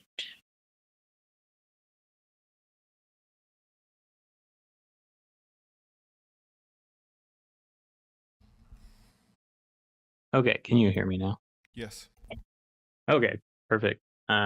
Thank you, City Council. My name is Ethan Marion. I live here in District 5.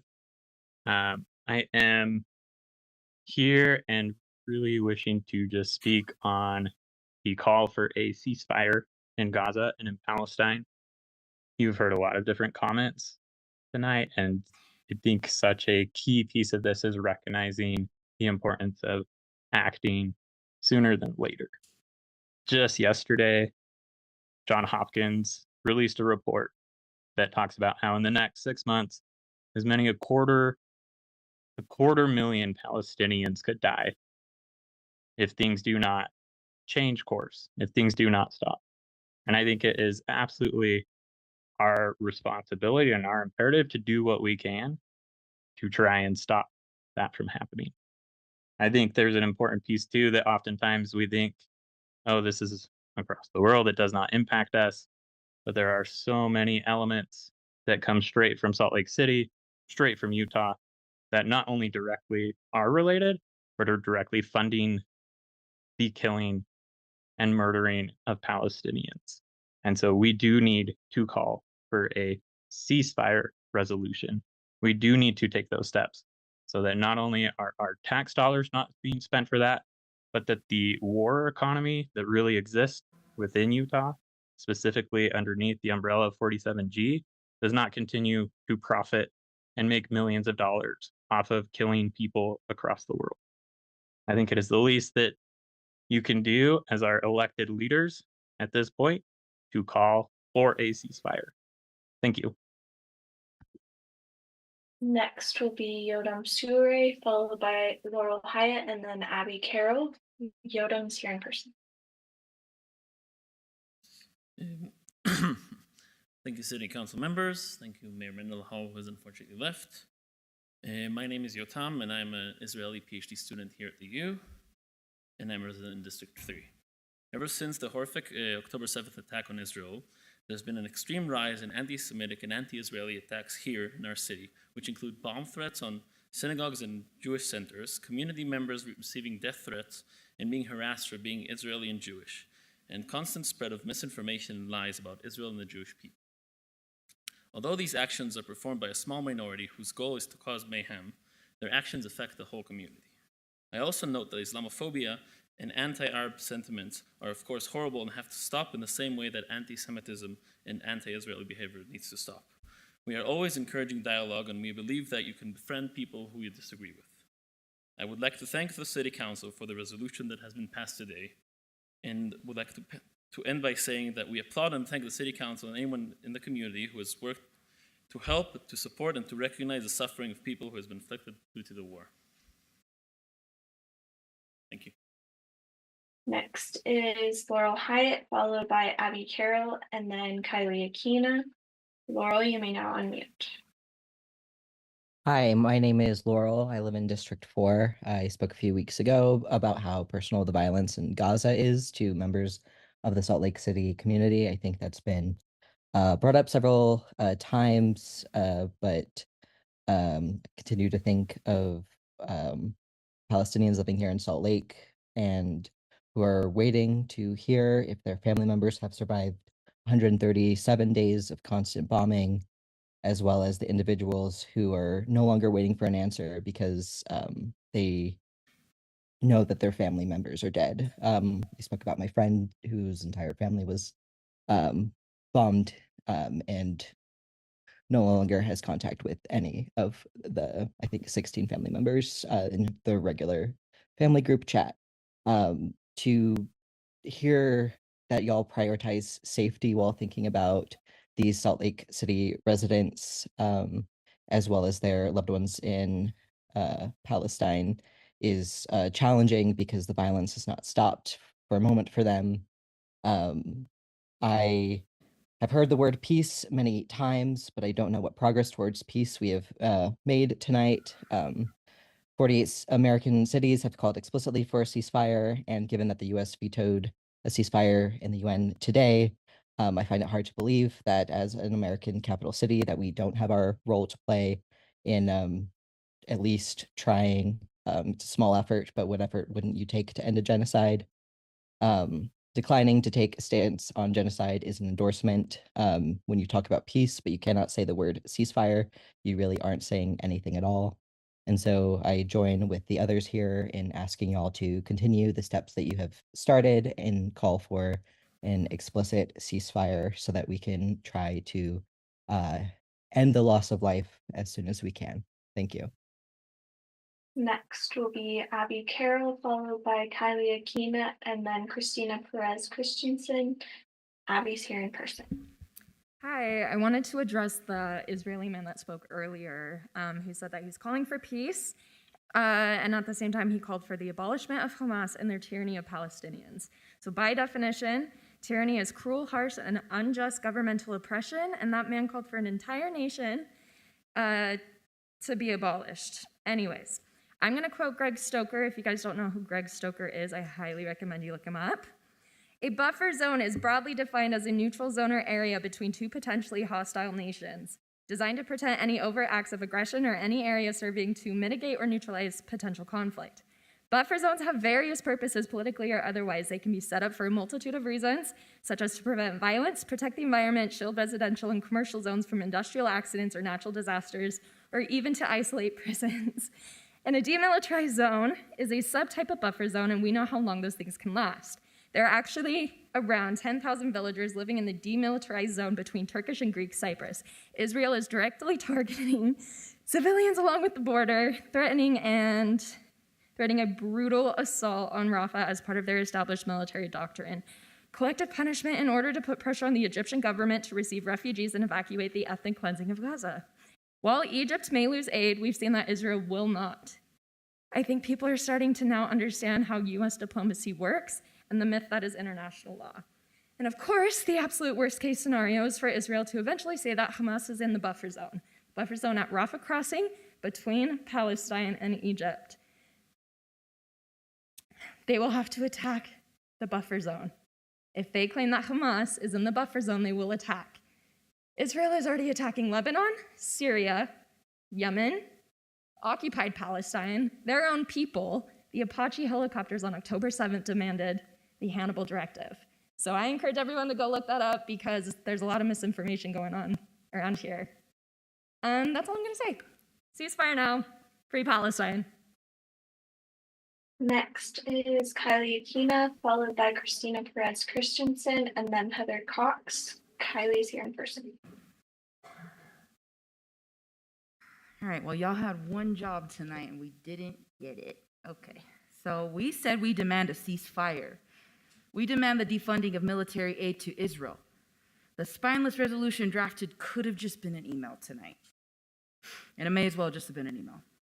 This is a genocide. Hundreds of Israeli vehicles are blocking food and water to children and elders. Do people fearing for their lives bomb hospitals? Do people needing to protect themselves need a population made up of mostly children? Do they need to bomb them to protect themselves? This is an ethnic cleansing. It's anti-Semitic to carry out an ethnic cleansing and settler colonialism in the name of Judaism. It's anti-Semitic to conflate Zionism and Judaism, because under what God does the mass killing of innocent children need to happen to force a state to be real?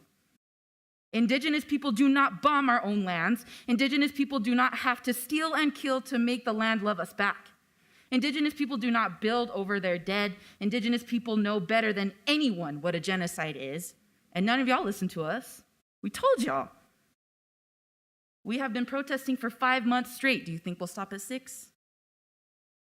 We are unified together. The most impacted have been in this room week after week because liberation is stronger than peace. We know that the fabrics of settler colonial entities are nothing without us. We know our power is ancestral, and you know it too, because y'all keep trying to speak like us, and it's soulless. On my ancestors, on my kupuna, who still on the Aina now are fighting for the same things that we are here on this land, we will not stop. A ceasefire is not anti-Semitic and is imperative to anyone's peace, and peace is not enough. Liberation is what will free us all. Free Palestine, sovereignty for all occupied nations, ceasefire now, get a spine and say ceasefire. Next is Christina Perez Christensen, followed by Heather Cox, and then Liz Dufresne. Christina, you may now unmute.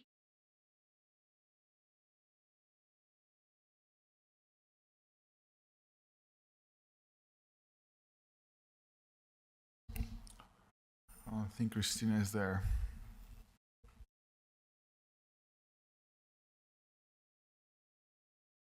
Okay, we'll move on to Heather Cox, followed by Liz Dufresne, and then Brody Mitchell. Heather, you may now unmute. Hi, my name is Heather. I'm a resident in District 7, and I'm also a healthcare worker. As I said at the last meeting, I do think that we all have a duty to fight both anti-Semitism and Islamophobia. And in my opinion, broad statements like the one we heard tonight, similar to, quote, all lives matter, for example, are based on an assumption that there is a level playing field where everyone feels equally safe being who they are. We know and we've heard from our community that this is just not the case. Our Arab and Muslim neighbors have told us loud and clear that they've been faced with hatred and violence simply for existing, especially more recently. And while passing a general statement calling for peace is nice, it doesn't address or call out that issue. Many people will point out that there are genocides occurring in multiple countries right now, and this is true. And yet the reason I think people are specifically calling for a ceasefire on both sides and an end to the genocide in Gaza is because there is still not enough political or public recognition of the fact that civilians in Palestine simply deserve better. Children deserve to grow up. Palestinians deserve to be treated as humans with dignity, just like everyone else. And I think that's really what it comes down to at the end of the day. And that's also why such a broad statement like the one we heard tonight really fell flat. We are calling attention to imbalances of power here in Salt Lake and around the world. And I think it's important also to acknowledge the key role that Utah and the US has played in supplying funds and weapons to Israel. I'm really only commenting tonight at 10:35 p.m. because I care after working a 10-hour day. And I think you really should too as City Council. Thank you. Next will be Liz Dufresne, followed by Rodney Roberts, and then Olivia Marion. Liz is here in person. Hi. My name is Liz DeFries. I'm a resident of Salt Lake City and an organizer with the Party for Socialism and Liberation and the Salt Lake Community Bail Fund. While I appreciate that this council was forced to acknowledge that a peace resolution is needed, it is clear that the council does not understand that Israel is conducting a U.S.-supported genocide against Palestinians right now, and that Utah has direct economic and military ties with the genocidal apartheid state of Israel. How do you expect your peace resolution to create any real peace if you can't even acknowledge that a genocide is occurring? We do not use the term genocide lightly, and the situation in Palestine is absolutely a genocide, which is verified by every legitimate human rights organization, the UN, and the recent International Court of Justice decision, which ruled that Israel must end its genocide against Palestine. Israel is an illegal apartheid occupation that has been violently displacing, imprisoning, and murdering Palestinians for over 75 years. This did not start on October 7th. Palestinians have the right to resist this illegal occupation, and peace requires Palestine to be freed from this occupation. If the City Council actually cares about peace in the Middle East and the safety of residents in Utah, as your proposal claims, then you will return next week with a ceasefire resolution that actually addresses the demands we are asking of you. 1, call for an immediate and permanent end to the illegal occupation and genocide of Palestinians. 2, end all Utah economic and military ties with Israel now so that Utah taxpayer dollars can be invested in our community needs instead of funding genocide. And no, I don't mean invest in the police for our community needs.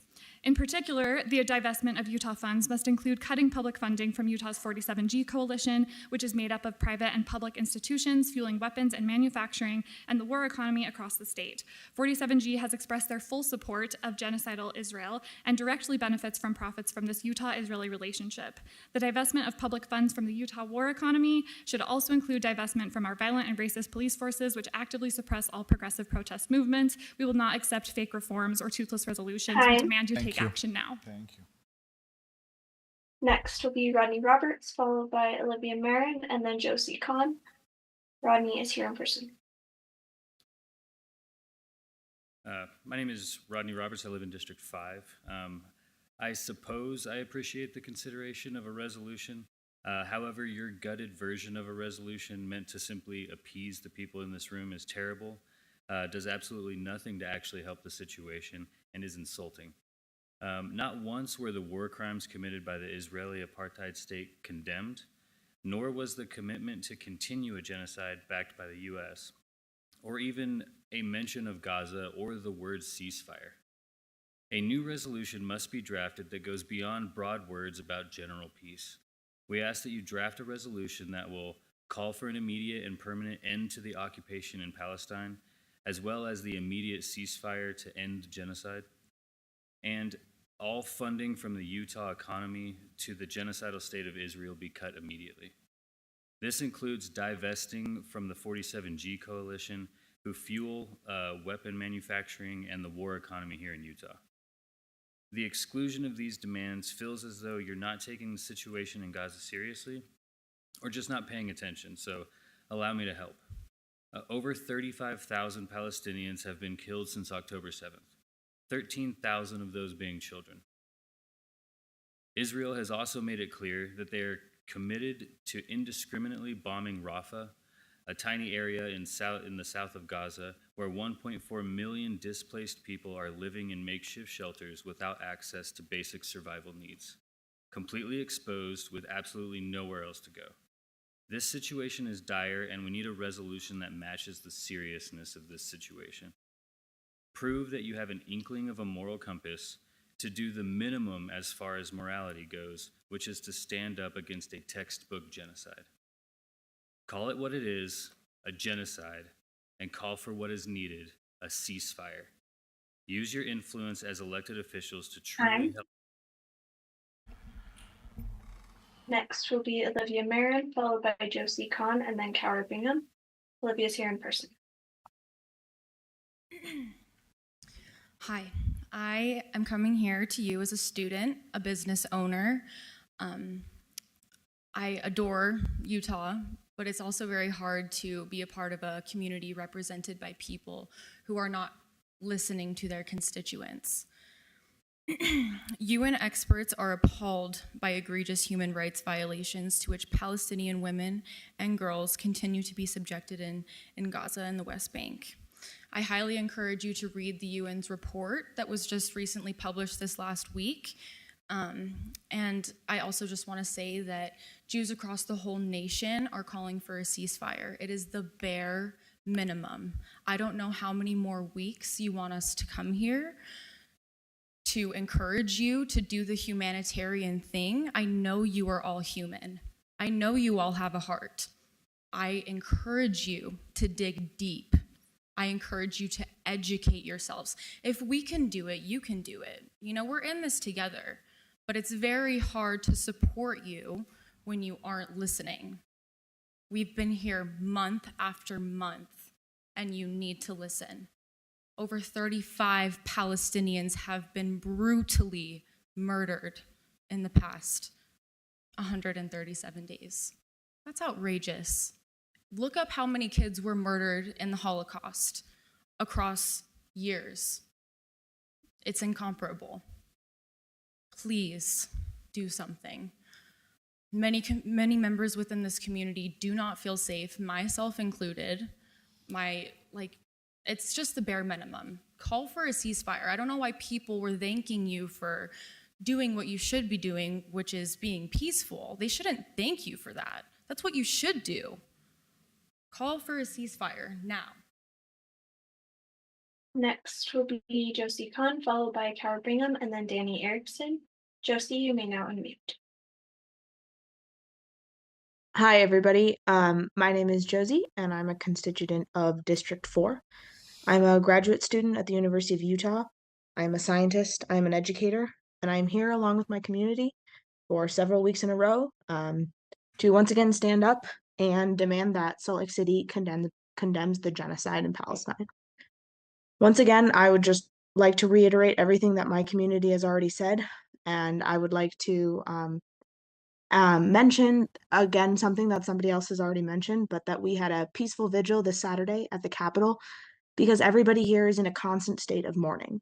And while we were peacefully demonstrating, others did not accept the peace. And we had several people drive past and yell horrible things at us, like baby killers. And that doesn't sound like a neutral issue to me. That doesn't sound like peace.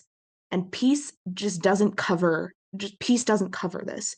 Peace is an action word and not a vague description. In fact, when you Google the definition of peace, the second definition that comes up is that peace is a state or period in which there is no war or a war has ended. And while we right now in this meeting are local, we know that there is no peace internationally either. There is no peace.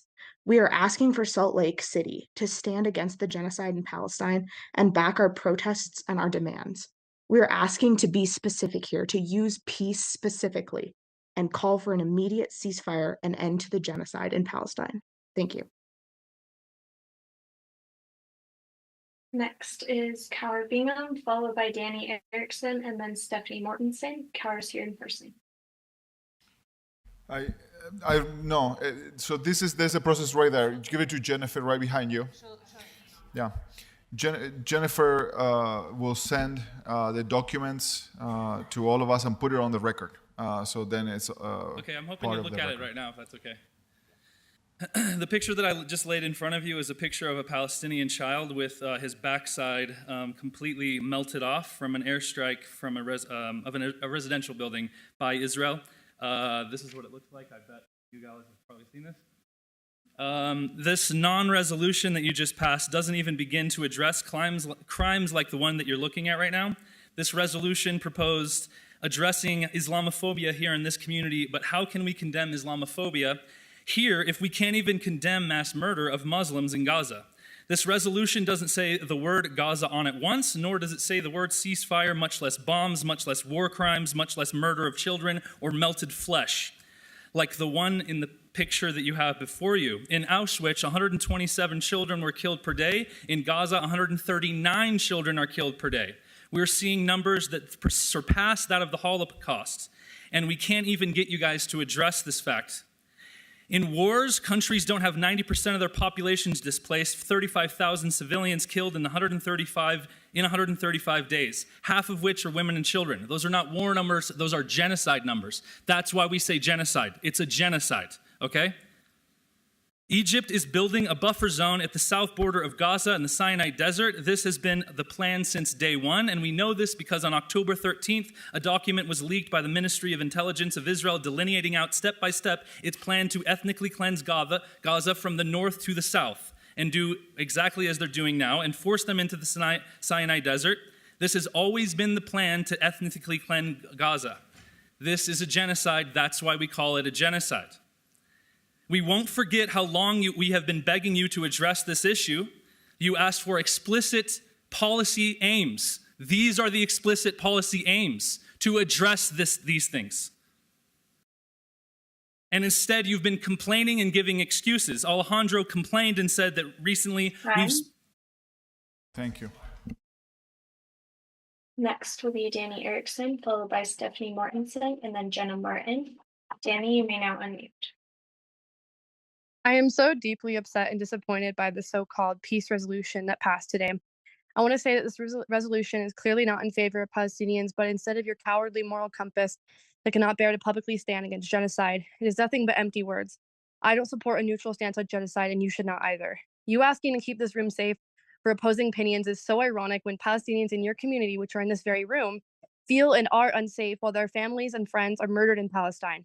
We should be allowed to express our anger. And if you wish to not have us raise our voices, swear, or directly address or call out one of you or otherwise, then please do your job. If you will not see the humanity in Palestinians and Palestine in general, then I promise you that we will. We will continue to see them and hear them and show up demanding that you do as well. It is not anti-Semitic or calling for destruction when we say ceasefire or free Palestine. It is quite literally the exact opposite of that. I want to say that there is thousands of Jewish people who have been actively advocating for a ceasefire as well. And I'm going to share a quote from a Jewish pro-Palestinian activist. As Jewish people whose ancestors went through the Holocaust, when we hear Prime Minister Netanyahu and the Defense Minister use words like the children of darkness and human animals to describe Palestinians, we feel the resonances of that in our bones. We know exactly where that language leads, and we are here to stop that we are here to stop what they clearly intend to be genocide. We will come to the doors of our lawmakers. We will be at the doors of our lawmakers as long as it takes. And following that, I want to share an excerpt from The State of Siege by Mahmoud Darwish. The martyr teaches me, no aesthetics without my freedom. The martyr warns me, don't believe their grieving ululations. Believe my father who bursts into tears when he looks at my photo. How did you manage to trade places with me, my son? Leaving this world before me. I should have been first. I should have been first. Please reconsider the weak resolution passed today and pass one that is not just empty words. And for the last bit of my time, I want to be a moment of silence for Palestinians and Palestine.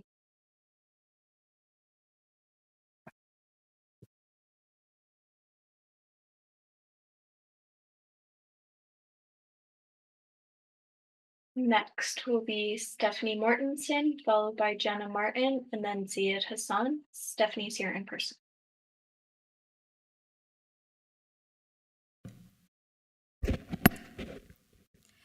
Hello, my name is Stephanie. I am a crisis healthcare worker and a constituent of District 5. I am here because the genocide in Gaza continues to bring unimaginable suffering to the Palestinian people. According to a UN Women report, 2 mothers are killed every hour in Gaza. 2/3 of tens of thousands of people killed are women and children. Nearly 1 million more have been forcibly displaced and left to live amongst the rubble without safe shelter and without enough food or clean water to survive. For the sick and injured, for pregnant people, and breastfeeding mothers, there is virtually no medical help left. Access to the most basic needs like food and water are a fundamental human right under international law. That being said, how are you all walking in the disbelief of the many voices you are supposed to represent, who are screaming and yelling for liberation? I want to invite you to reflect, to take a look at yourself and ask if you are truly honoring yourself by remaining silent. Like Audre Lorde once said, your silence will not protect you. I hear you are eager to get back to local issues impacting the city, such as public safety and homelessness. We would also love for you to get back to those issues, but obviously, We cannot get back to business as usual when our taxes are funding a genocide. Please do what's right and call for a ceasefire resolution. Next will be Jenna Martin, followed by Ziad Hassan, and then Jack Bellows. Jenna's here in person.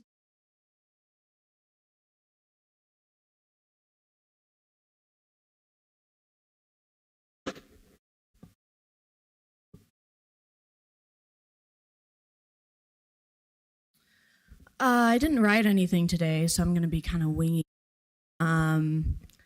You had one job, y'all. You had one job. I'm going to use my time to amplify Palestinian voices instead of hearing my own goddamn voice, which I hear all the time. So here's a song that has been censored, but I think if you ever decide to actually watch some of the footage, maybe you'll remember when I showed you this song tonight. Here it goes.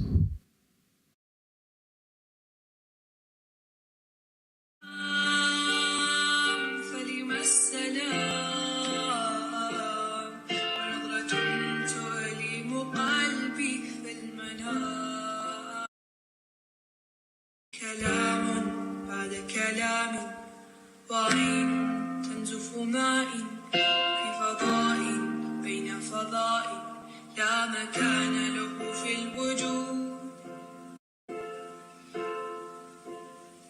لم لا لم لا لا لا لا لا لا لم لا لم لا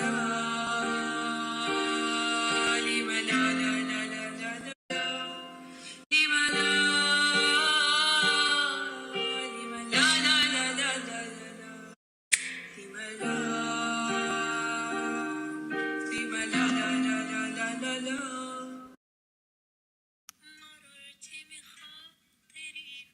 That is Haza Salam. Thank you. Next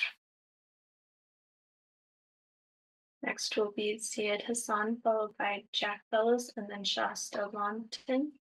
Ziad, you may now unmute. Just All right, good evening. So I read your resolution and I am shocked by what you guys wrote, and it's a complete joke.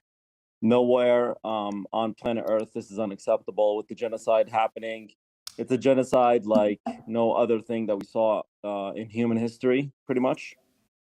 This is not a controversial issue. This should be pretty simple and straightforward. We're just simply calling you guys to stand up and call for a ceasefire to end this madness by the genocidal military of Israel called IDF and this insane terrorist Netanyahu government. And I just want to make it clear, this Netanyahu government has a terrorist as part of their ministry. His name is Benny Gvir. He is the national security minister inside of this freaking government. Imagine if we had a councilwoman elected as a terrorist. That will never happen in this country. This terrorist, what he's doing currently in the West Bank, that Hamas doesn't even exist there. He is displacing people, taking their houses, torturing them, burning them to death, pretty much, burning their mosques, cars, olive groves, you name it. He is imprisoning about, at this point, 10,000 hostages, essentially taking them. 90% of them are children. And right now what they did is they are preventing folks from going to Al-Aqsa Mosque on the side of Ramadan, which is the holy month. Imagine if Muslims came and said, hey, Jews and Christians, you're not allowed to go to synagogues or churches. Guess what? The world will be upside down. But because it's Palestinians, nobody's even saying a word. I do want to say to this Israeli guy in the beginning, he said, well, this is an international issue. It's not a local issue. Guess what? You're so wrong. We are paying from our taxes to kill children. So it absolutely is a problem locally. You guys should stand up and call for a ceasefire. Next will be Jack Bellows. Taylor, sorry for interrupting. We're going to have the last name added to the commenter as being Christina Perez Christensen, who's online. That will be the last commenter of the night. Please, Taylor, call this the next commenter. Next is Jack Bellows, followed by Shasta Longton, and then Layla Muick. Jack is here in person. So I took 2 hours out of my Friday morning and was late to a job interview to talk to Petro and Poi about this ceasefire resolution. I tried negotiating in good faith, and this resolution that was presented tonight had none of our negotiated language. The word Palestine doesn't even appear in it. And I don't know how y'all think that's not going to alienate people. I don't know how y'all think we were going to be happy with this. We didn't have to say the word ceasefire. Councilmember Petro was worried that that would become a buzzword. We could use other language than a ceasefire, than the word ceasefire. For example, I suggested cessation of all hostilities. That didn't show up on tonight. I suggested that we acknowledge that the Israeli government has killed American citizens in this genocide. That did not show up tonight. So if you're not going to listen to me for a ceasefire resolution, let's talk about actual ordinances that we can enact. Expand hate crime ordinances for Palestinian folks. If someone attacks someone for wearing a yarmulke in Salt Lake City, they'll be charged with an anti-Semitic hate crime. How about a keffiyeh? How about if someone vandalizes a LGBTQ pride flag, they're charged with a hate crime? How about for the Palestinian flag? How about if we want to do more than symbolic stuff, we start a process of getting a sister city in Palestine, which would provide economic benefit to the people in Palestine. If you can't even negotiate in good faith with a purely symbolic thing as a ceasefire resolution, how are we supposed to expect you to hear us for things that actually have tangible results? That's all I'm going to say. Next is Shasta Lawton, followed by Layla Muick, and then Hannah Corkett. Shasta's here in person.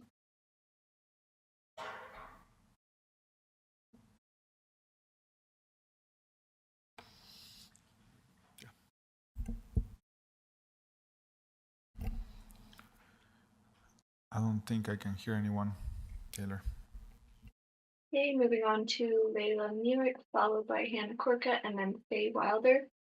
Layla's here in person. Hello, my name is Layla Muick, and I'm a Salt Lake County resident. I am supremely disappointed to see your choice of neutrality in the face of genocide, and therefore your choice to side with the oppressor. The words Gaza, Palestine, genocide, and ceasefire were not included in this resolution, or at least I didn't hear them from the overflow room. Did anybody proofread this resolution, or did you ask ChatGPT to write something that would ensure your re-election? It is a shame that the capital city of Utah will not call for a ceasefire. It is a shame that our tax dollars are continuing to fund a genocide instead of sending aid towards the 2 million Palestinian people who are at risk of death by starvation, dehydration, military aggression, and disease.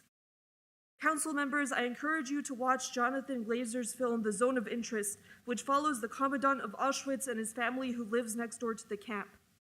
It will definitely resonate with you. The family sees barbed wire, smells burning bodies, and hears constant screams, but they ignore the genocide happening next door. Have you heard the screams of the Palestinian men buried under the rubble? Have you seen the barbed wire separating Gazan refugee camps from Israeli homes? Have you seen the pigeon food being used to make bread, the newborn babies sucking on dates instead of their mother's milk? You can pretend not to see what's going on, but your refusal to call for a ceasefire is deliberate, is evil, is an act of white supremacy. Ceasefire now. Next will be Hannah Corkett, followed by Faye Wilder, and then Luma Wood.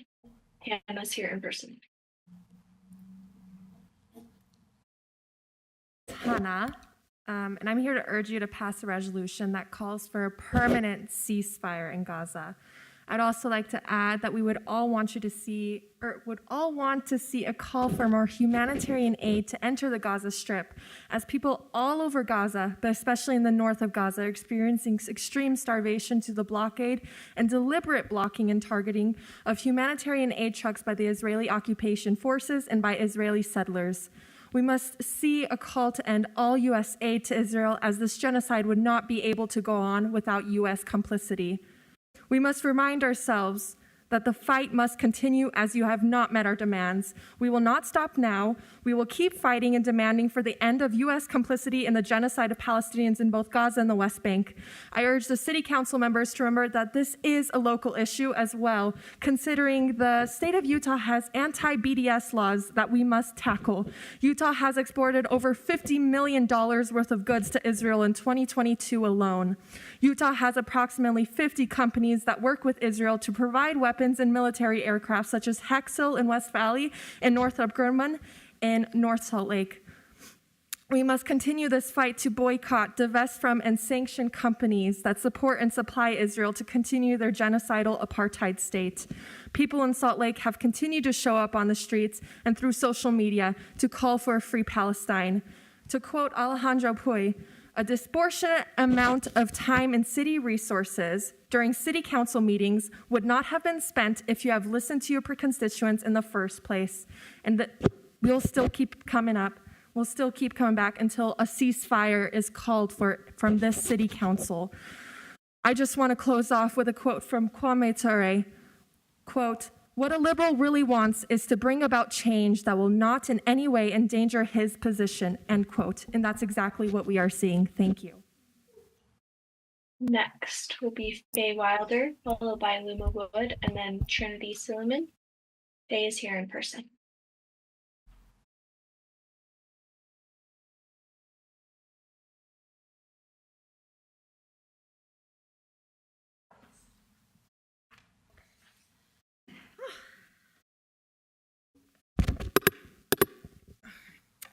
All right, excuse my repetition, as several of the people here have already brought this quote up already.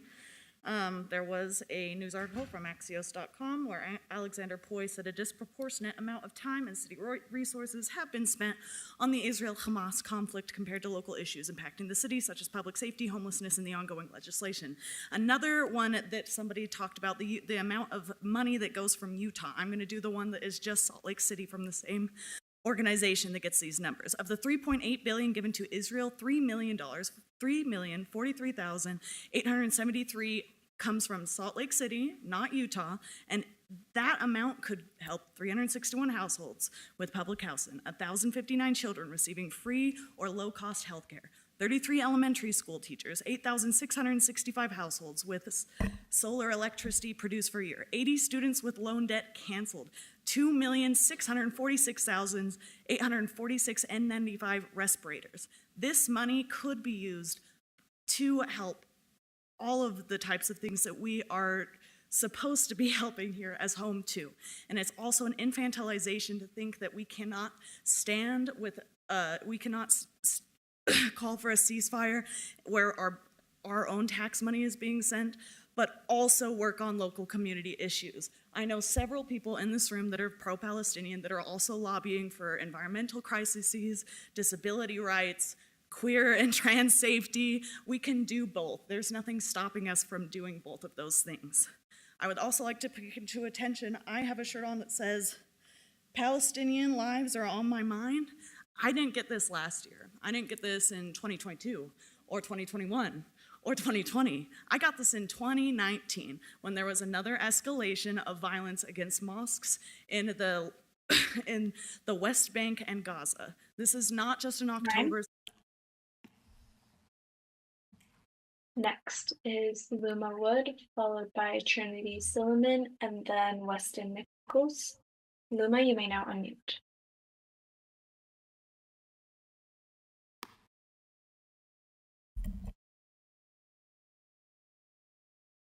Looks like Luma has left the meeting, so we will move on to Trinity, and then Weston Nichols, followed by Soraya Vanderver. Trinity, you may now unmute.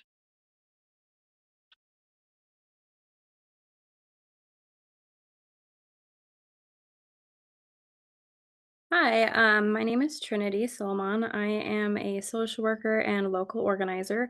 A side note to some of the comments earlier about unhoused individuals and the unsanitary conditions that being unhoused lead to, trash, fecal matter in public areas. In my opinion, as a social worker and as someone who has worked with the unhoused population, increased policing is not the answer. Increased abatements are not the answer. All they do is criminalize and displace people further. And I wish our mayor was still here to hear that tonight. I am back to my main point. I'm also here to comment about the resolution that was passed today. We all know that this resolution is a result of the people here who have been calling on the council for weeks for a ceasefire in Palestine and to condemn Israel's bombardment, and yet the resolution that was passed erases all signs of that. You dare not say the word ceasefire, apartheid, or genocide. I think what we're supposed to say is thank you or that something is better than nothing, but I will not. This resolution is less than symbolic. I'm disappointed. You introduced representatives from the Department of Homeland Security who deal with crimes relating to Islamophobia and anti-Semitism. I'm assuming to let us know who reviews reports when these crimes happen and that we would be supported. Thank you for that. I hope that the city can prevent and effectively deal with any hate crimes towards local Palestinians and Jews. That being said, I'd like to report a crime that our tax dollars are currently being used to commit a genocide in Palestine. That our missiles, US missiles, are being used to carpet bomb hundreds of thousands of Palestinians and now people in Yemen and Lebanon too. Without the consent of the US people, we are contributing to the murder of 30,000 plus Palestinians, and that number will only rise as Israel blocks aid to Gaza and bombs the zone that Palestinians were told to flee to. There is no peace without justice, and that is not a threat, that is a reality. There was not peace before October 7th, and there cannot be peace now without an end to the apartheid. Next will be Weston Nichols, followed by Soraya Vanderver, and then Quinn Murphy. Weston is here in person.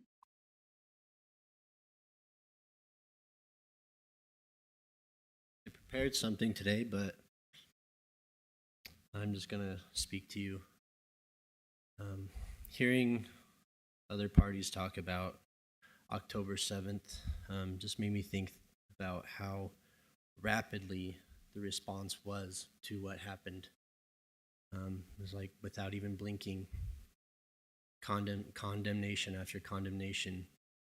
But when we come to you and we tell you about the 35,000 lives lost, the millions starving and in danger, it's just a cold shoulder.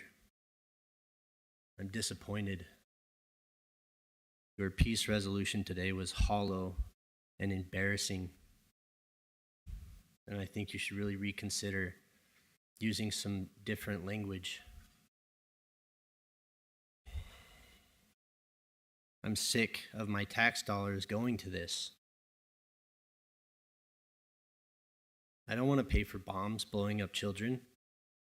Every day I look on my phone and I see more death, more destruction. I've seen videos of people pinned under the rubble, unable to move, getting unburied. How many have not been found and have died there? You really need to reconsider. Free Palestine, ceasefire, end the funding to Israel.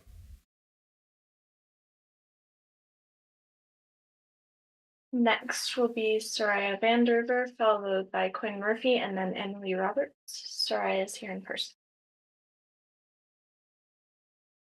Hello, I am also here to call for a ceasefire resolution and a push to end U.S. funding to Israel. There are truly no words to convey the devastation that Palestinians are facing, that we face, that our country is supporting this, that our tax dollars are going towards this. There's no justifying this. They are killing a future generation, destroying mosques and libraries, and decimating the community. The US government's decision to veto the ceasefire calls ensures that more innocent children, women, and men will be killed, more of their culture and history destroyed, more family lines entirely obliterated. Our Congress is still trying to send funding to Israel in an international aid funding package, further implicating us in this genocide. The United States has immense power to put an end to this and to show the world that we will not support the slaughter. You, as city council members, have a stronger voice as you represent your constituents. You have extra power here to push forward a ceasefire call, to pressure our state representatives to support a ceasefire and to stop funding this genocide and show the world that Salt Lake City will not tolerate this, to show our Palestinian community members that we stand with them. We must do everything in our power to put an end to this. And I know another person mentioned that 50 cities have passed a ceasefire. It is now 70. So let's make it 71. Now is the time for decisive action. Thank you. Next will be Quinn Murphy, followed by Emily Roberts, and then Jacob Gonzalez. Quinn's here in person. Hi there, my name is Quinn. I'm a Salt Lake City resident and the secretary of the Salt Lake DSA. I'm extremely disappointed in today's resolution for peace. You sit here and raise this facade of morality with all of your statements in the beginning condemning the rise of anti-Semitism and Islamophobia, domestic and abroad, and you call for peace at home and abroad. However, despite these claims that you make, you brought us a lackluster resolution that was unable to do the bare minimum to accomplish your self-professed priorities, a ceasefire. Why do you continue to pretend to care after throwing away hours of collaborative work with the community to adopt the original unaltered resolution? You stand in the plain sight of a genocide, yet you're still unable to call for what is required to end it, which is a ceasefire. Somehow, you still have the gall to tell us that you care, but simply, your actions today tell us otherwise. I urge my city councilors to call for a ceasefire in Palestine, to condemn the genocide of Palestinians, and to cut the city's economic ties to the Israeli state committing these crimes. If you are, however, unable to muster the minimal courage required to do this, then we will continue to work with the community to let you know and to let the world know. The people of Salt Lake City stand with Palestine. The people of Salt Lake City condemn Zionism and apartheid. The people of Salt Lake City condemn the ongoing occupation and genocide taking place in Palestine. The people of Salt Lake City call for a genocide now, and the people of Salt Lake City demand that these be seen by their city councilors and their mayor, who's not even here to witness this. If you're not willing to represent those people, then I'm starting to think maybe we need a new council and a new mayor. Free Palestine.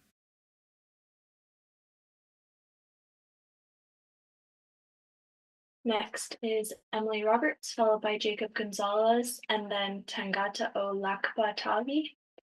Emily is here in person. Hello, my name is Emily. I'm the co-treasurer of the Salt Lake chapter of the Democratic Socialists of America, and I am also a resident of District 7. I would like to say that I found the text of the resolution on peace as passed to be severely lacking in terms of its tackling of issues posed by the genocide happening in Palestine and the city's role in handling its impact at home. I am deeply disappointed in the council for not calling explicitly for a genocide to stop the bloodshed, or even calling what is happening in Palestine what is a genocide. However, I feel that some of the things that were missed today are things that the council can still tackle in different ways going forward. I mean, of course, ideally a resolution explicitly advocating for a ceasefire would be great, but some other more immediate things that this body could do is implement hate crime protections for Palestinians here in Salt Lake City, such as designating defacing the Palestinian flag, attacking of people based on Palestinian identity or the wearing of a keffiyeh, as hate crimes, and that would be an amazing first step that this council could take to protect the Palestinian diaspora in Salt Lake City and let them know that they are truly welcome and that we as a city care for them. Other steps that this city should take long-term include divesting from companies that support the apartheid state that is Israel, and additionally, as has been proposed by multiple community organizations, begin the process of designating a Palestinian city like Bethlehem, for example, as a sister city of Salt Lake. If you consider these items, I may perhaps thank you for your work, but for now, I will simply yield my time. Next will be Jacob Gonzalez, followed by Tangata O Lekapatavi, and then Afa Aikona. Jacob is here in person.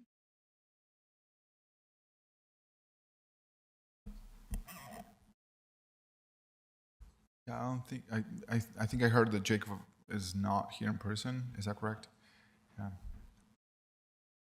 Then we'll move on to Tangata O Lekapatiabi, and then Afa Iacona, and then Serena Hammond. Tangata is here in person.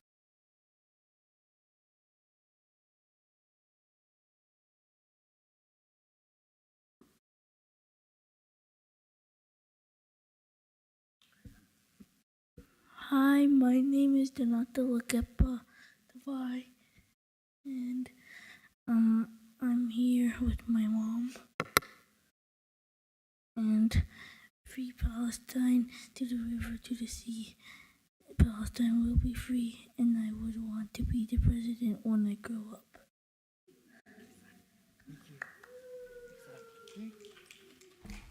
Please.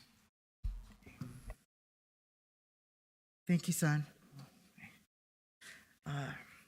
Siata Ofa, my name is Amelia Leafai Tuangi Ikona.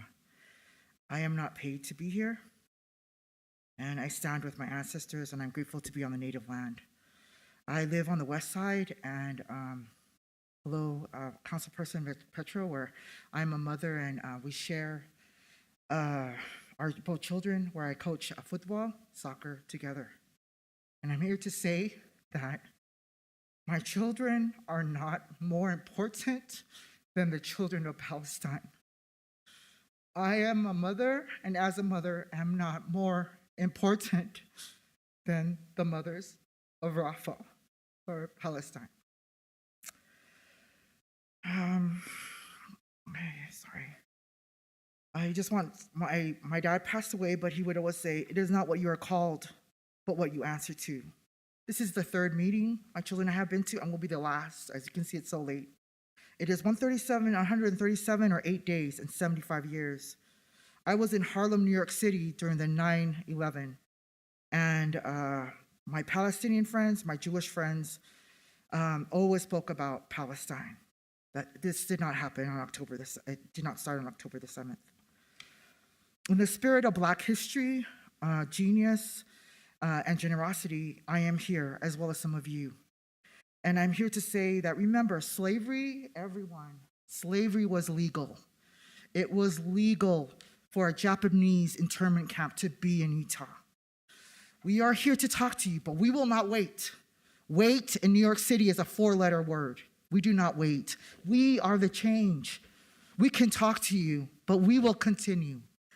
So, as you can see, you do not respond to apartheid, to genocide, to seize the fire. So as a mom, as a mother, I will. Thank you. Thank you. Please. Next is Serena Hammond, followed by Fern Robin, and then Jenna Leader. Serena's here in person. I am actually not there in person. Hello. Where there is occupation, you will find resistance. Hamas would not exist if the Israeli occupation did not exist. But I don't want to talk about Hamas. I'm tired of talking about Hamas, actually. Instead, I want to talk to you about Hind, a little girl no older than 6 who tried to evacuate for safety and was instead trapped by IDF tanks and snipers. Her 15-year-old cousin called Red Crescent first. Her murder was caught on audio, leaving little Hind alone in a car with 5 dead family members. Please come save me. I'm scared of the dark. These were some of the last words recorded of this little girl before she met the same fate and was murdered beside her family members after spending days alive, trapped alongside their corpses. The 2 EMTs that went to rescue her were found only meters away from Hind. Their ambulance had been targeted and bombed. I want to talk about Muhammad, a 3-year-old little boy whose face haunts me every day because he is the person that showed me what shell shock is back in October. To my surprise, Muhammad made his way to my phone screen again a few weeks ago, alive but traumatized, screaming in agony.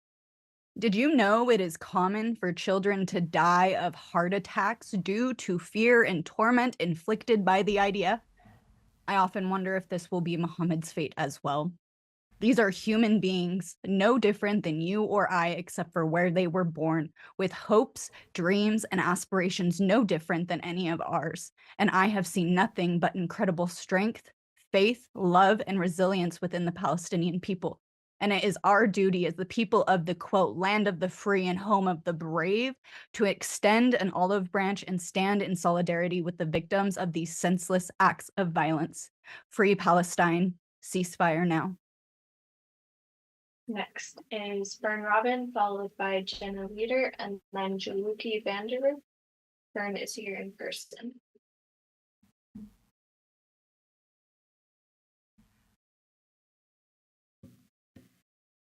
Please call for a ceasefire resolution with strong anti-genocidal language. We don't want a dismissive peace resolution when there is still an active genocide being enacted as I speak, when people are starving to death as I speak. Of course we want peace for all. Of course we want all of the hostages released on all sides. We want liberation for all sides. We need to acknowledge that there is not equal impact to both sides in this genocide. Let us start with and speak up for the Palestinians who need it most. This resolution does not meet the speed and scale of this crisis. Let us amplify the Palestinians actively being bombed as we speak, starved by the Israeli government. The ambulance is actively being targeted, the innocent civilians with white flags who have been shot down. May I remind you that the Palestinians are literally not allowed a military. The Israeli occupation has taken that right away from them. This is not a war when the Palestinians have no army. Calling out the Israeli state is not anti-Semitism. Calling them out for their war crimes is not anti-Semitism.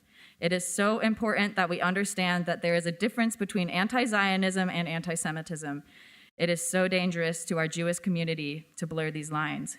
Nobody's faith should be used to justify ethnic cleansing and murder. The best way to bilaterally help those involved in a genocide is to call for a ceasefire. No state should be built upon the bodies of innocent civilians. Our country should be a leading example of that and advocate that history doesn't repeat itself. You cannot build a holy land on the graves of innocent children. With or without your help, we will continue to fight for the liberation of all Palestinians. Ceasefire. Next is Jenna Leader, followed by Jaluki Vanderbert, and then Jazz Dumas. Jenna is here in person. Here we are again. How pathetic is this? Here we are again after over 130 days, still trying to convince you that genocide is horrific no matter who it is against.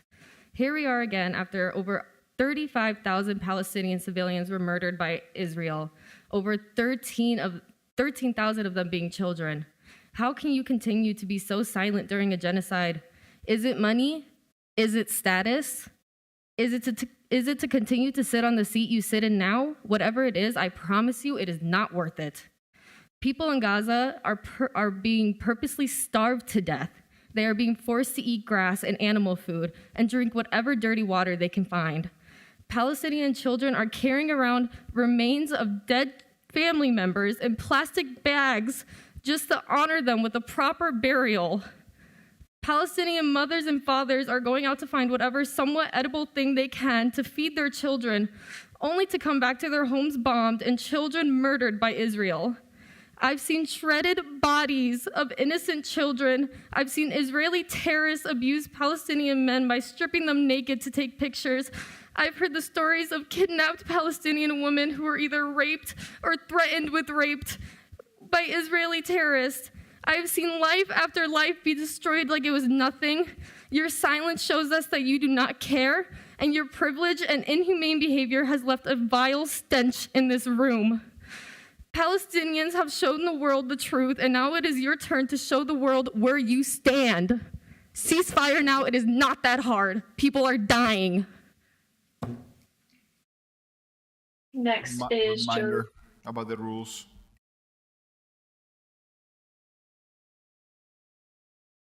Taylor, you can call the next caller, the commenter. Next would be Jaluki Vanderver, followed by Jazz Dumas, and then Rachel Pernick. Jaluki is here in person.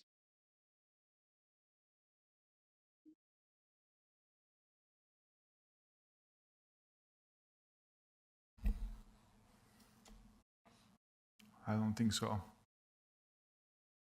Okay, then we move on to Jazz Dumas, followed by Rachel Pernick, and then Gray Watson. Jazz is here in person.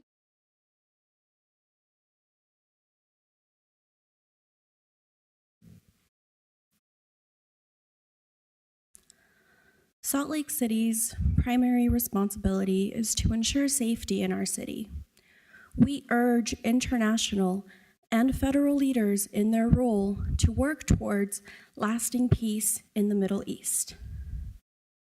This, to me, is a professional way of saying, not my circus, not my monkeys. I use such a silly term because what you presented to us is downright goofy.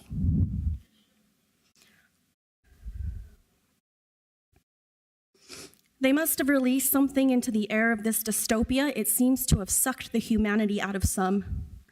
I hope that each and every one of you allow the many seeds that are being planted in your brains tonight to be watered so that you may grow a spine. You killed a child today. I killed a child today. I didn't shoot the gun. I didn't drop the bomb. Tax money, blood money, $89 from each American to be exact. The senseless cycle continues again and again and again and again until the greedy are satisfied by the gain of new land and the loss of humanity. We are organizing. We have found a community within each other. We are growing. We will continue to rise. United we stand is no longer the slogan for America. It belongs to the new world, the world of humanity. From the Mediterranean Sea to the Jordan River, Palestine will be free. Ceasefire now. Next is Rachel Pernick, followed by Gray Rawson, and then Melissa Espinosa. Rachel, you may now unmute. Hi, can you hear me? Yes, we can. Yes. Hi, my name is Rachel. I live in District 4. I'm a first-year medical student at the University of Utah, and as someone who's new to this community in Salt Lake City, I was surprised today to hear a number of Jewish voices positioning themselves as antagonistic toward a resolution for ceasefire in Gaza. As someone who grew up Jewish, I was subject to Zionist sentiment throughout my childhood and adolescence. I still have relatives who live in Israel, and as the descendant of Holocaust survivors, I feel somewhat well positioned to decry genocide and to condemn mass murder of civilians anywhere. I moved to Utah a few years ago from Detroit, Michigan, where, as some of you may have heard, in November of last year, the Detroit City Council approved a resolution to support a ceasefire in Gaza. Over my holiday break from school this past year, I protested again outside the City Hall in Ann Arbor, Michigan, where my family lives and where I went to school, protesting to pass a resolution to support ceasefire there. My mom came with me to that protest, and I helped her to understand why it matters for your municipality, whether it's in Michigan or whether it's here in Salt Lake City, to pass a resolution to support ceasefire. Weeks later, after pressure from its constituents, the City Council of Ann Arbor joined the growing list of cities to endorse its own ceasefire resolution. And here now, as a new resident of Salt Lake City, and now a medical student, still early in my training, I am so honored to add my voice to so many heard tonight to urge this City Council to support a resolution for permanent ceasefire in Gaza. Thank you. Next is Gray Watson, followed by Melissa Espinosa, and then Rita Dosanjh. Gray is here in person.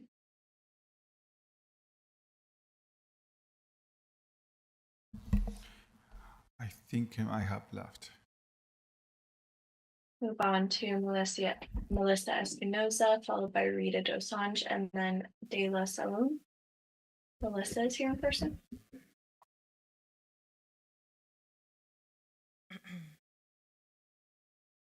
Hi, my name is Melissa Espinosa. I'm a constituent of District 4. I had a whole speech going on about how 30,000 plus murdered so far is equivalent to the population of Farmington, about. I was writing this in hopes to pull at your strings of humanity. Then I got on Instagram and saw more babies blown up, more parents left with nothing, and dead parents leaving behind orphan children. I watched more and more destruction at the hands of the IOF. I watched more people being starved and shot at when trying to reach aid. And so the rage kicked in, and I couldn't even finish what I started. What more can me and my peers tell you to convince you that the men, women, and children of Palestine are no different than you and I? What more can we say for you to show some humanity? If it was your children, if it was your 3 children, Victoria, would you call for a ceasefire? If it was your family members, Alejandro, would you call for a ceasefire? If it was your grandmother and mother, Chris, would you call for a ceasefire? If it was your little sister, Ava, would you call for a ceasefire? Darren, if it was one of your family, Darren, can you please look at me? Please. I'm just asking him to I look at me. appreciate everybody. I think that was I it. have 39 seconds remaining. Darren, would you call for a ceasefire if it was your family members? I thank you for the time. The time is over. The meeting is adjourned.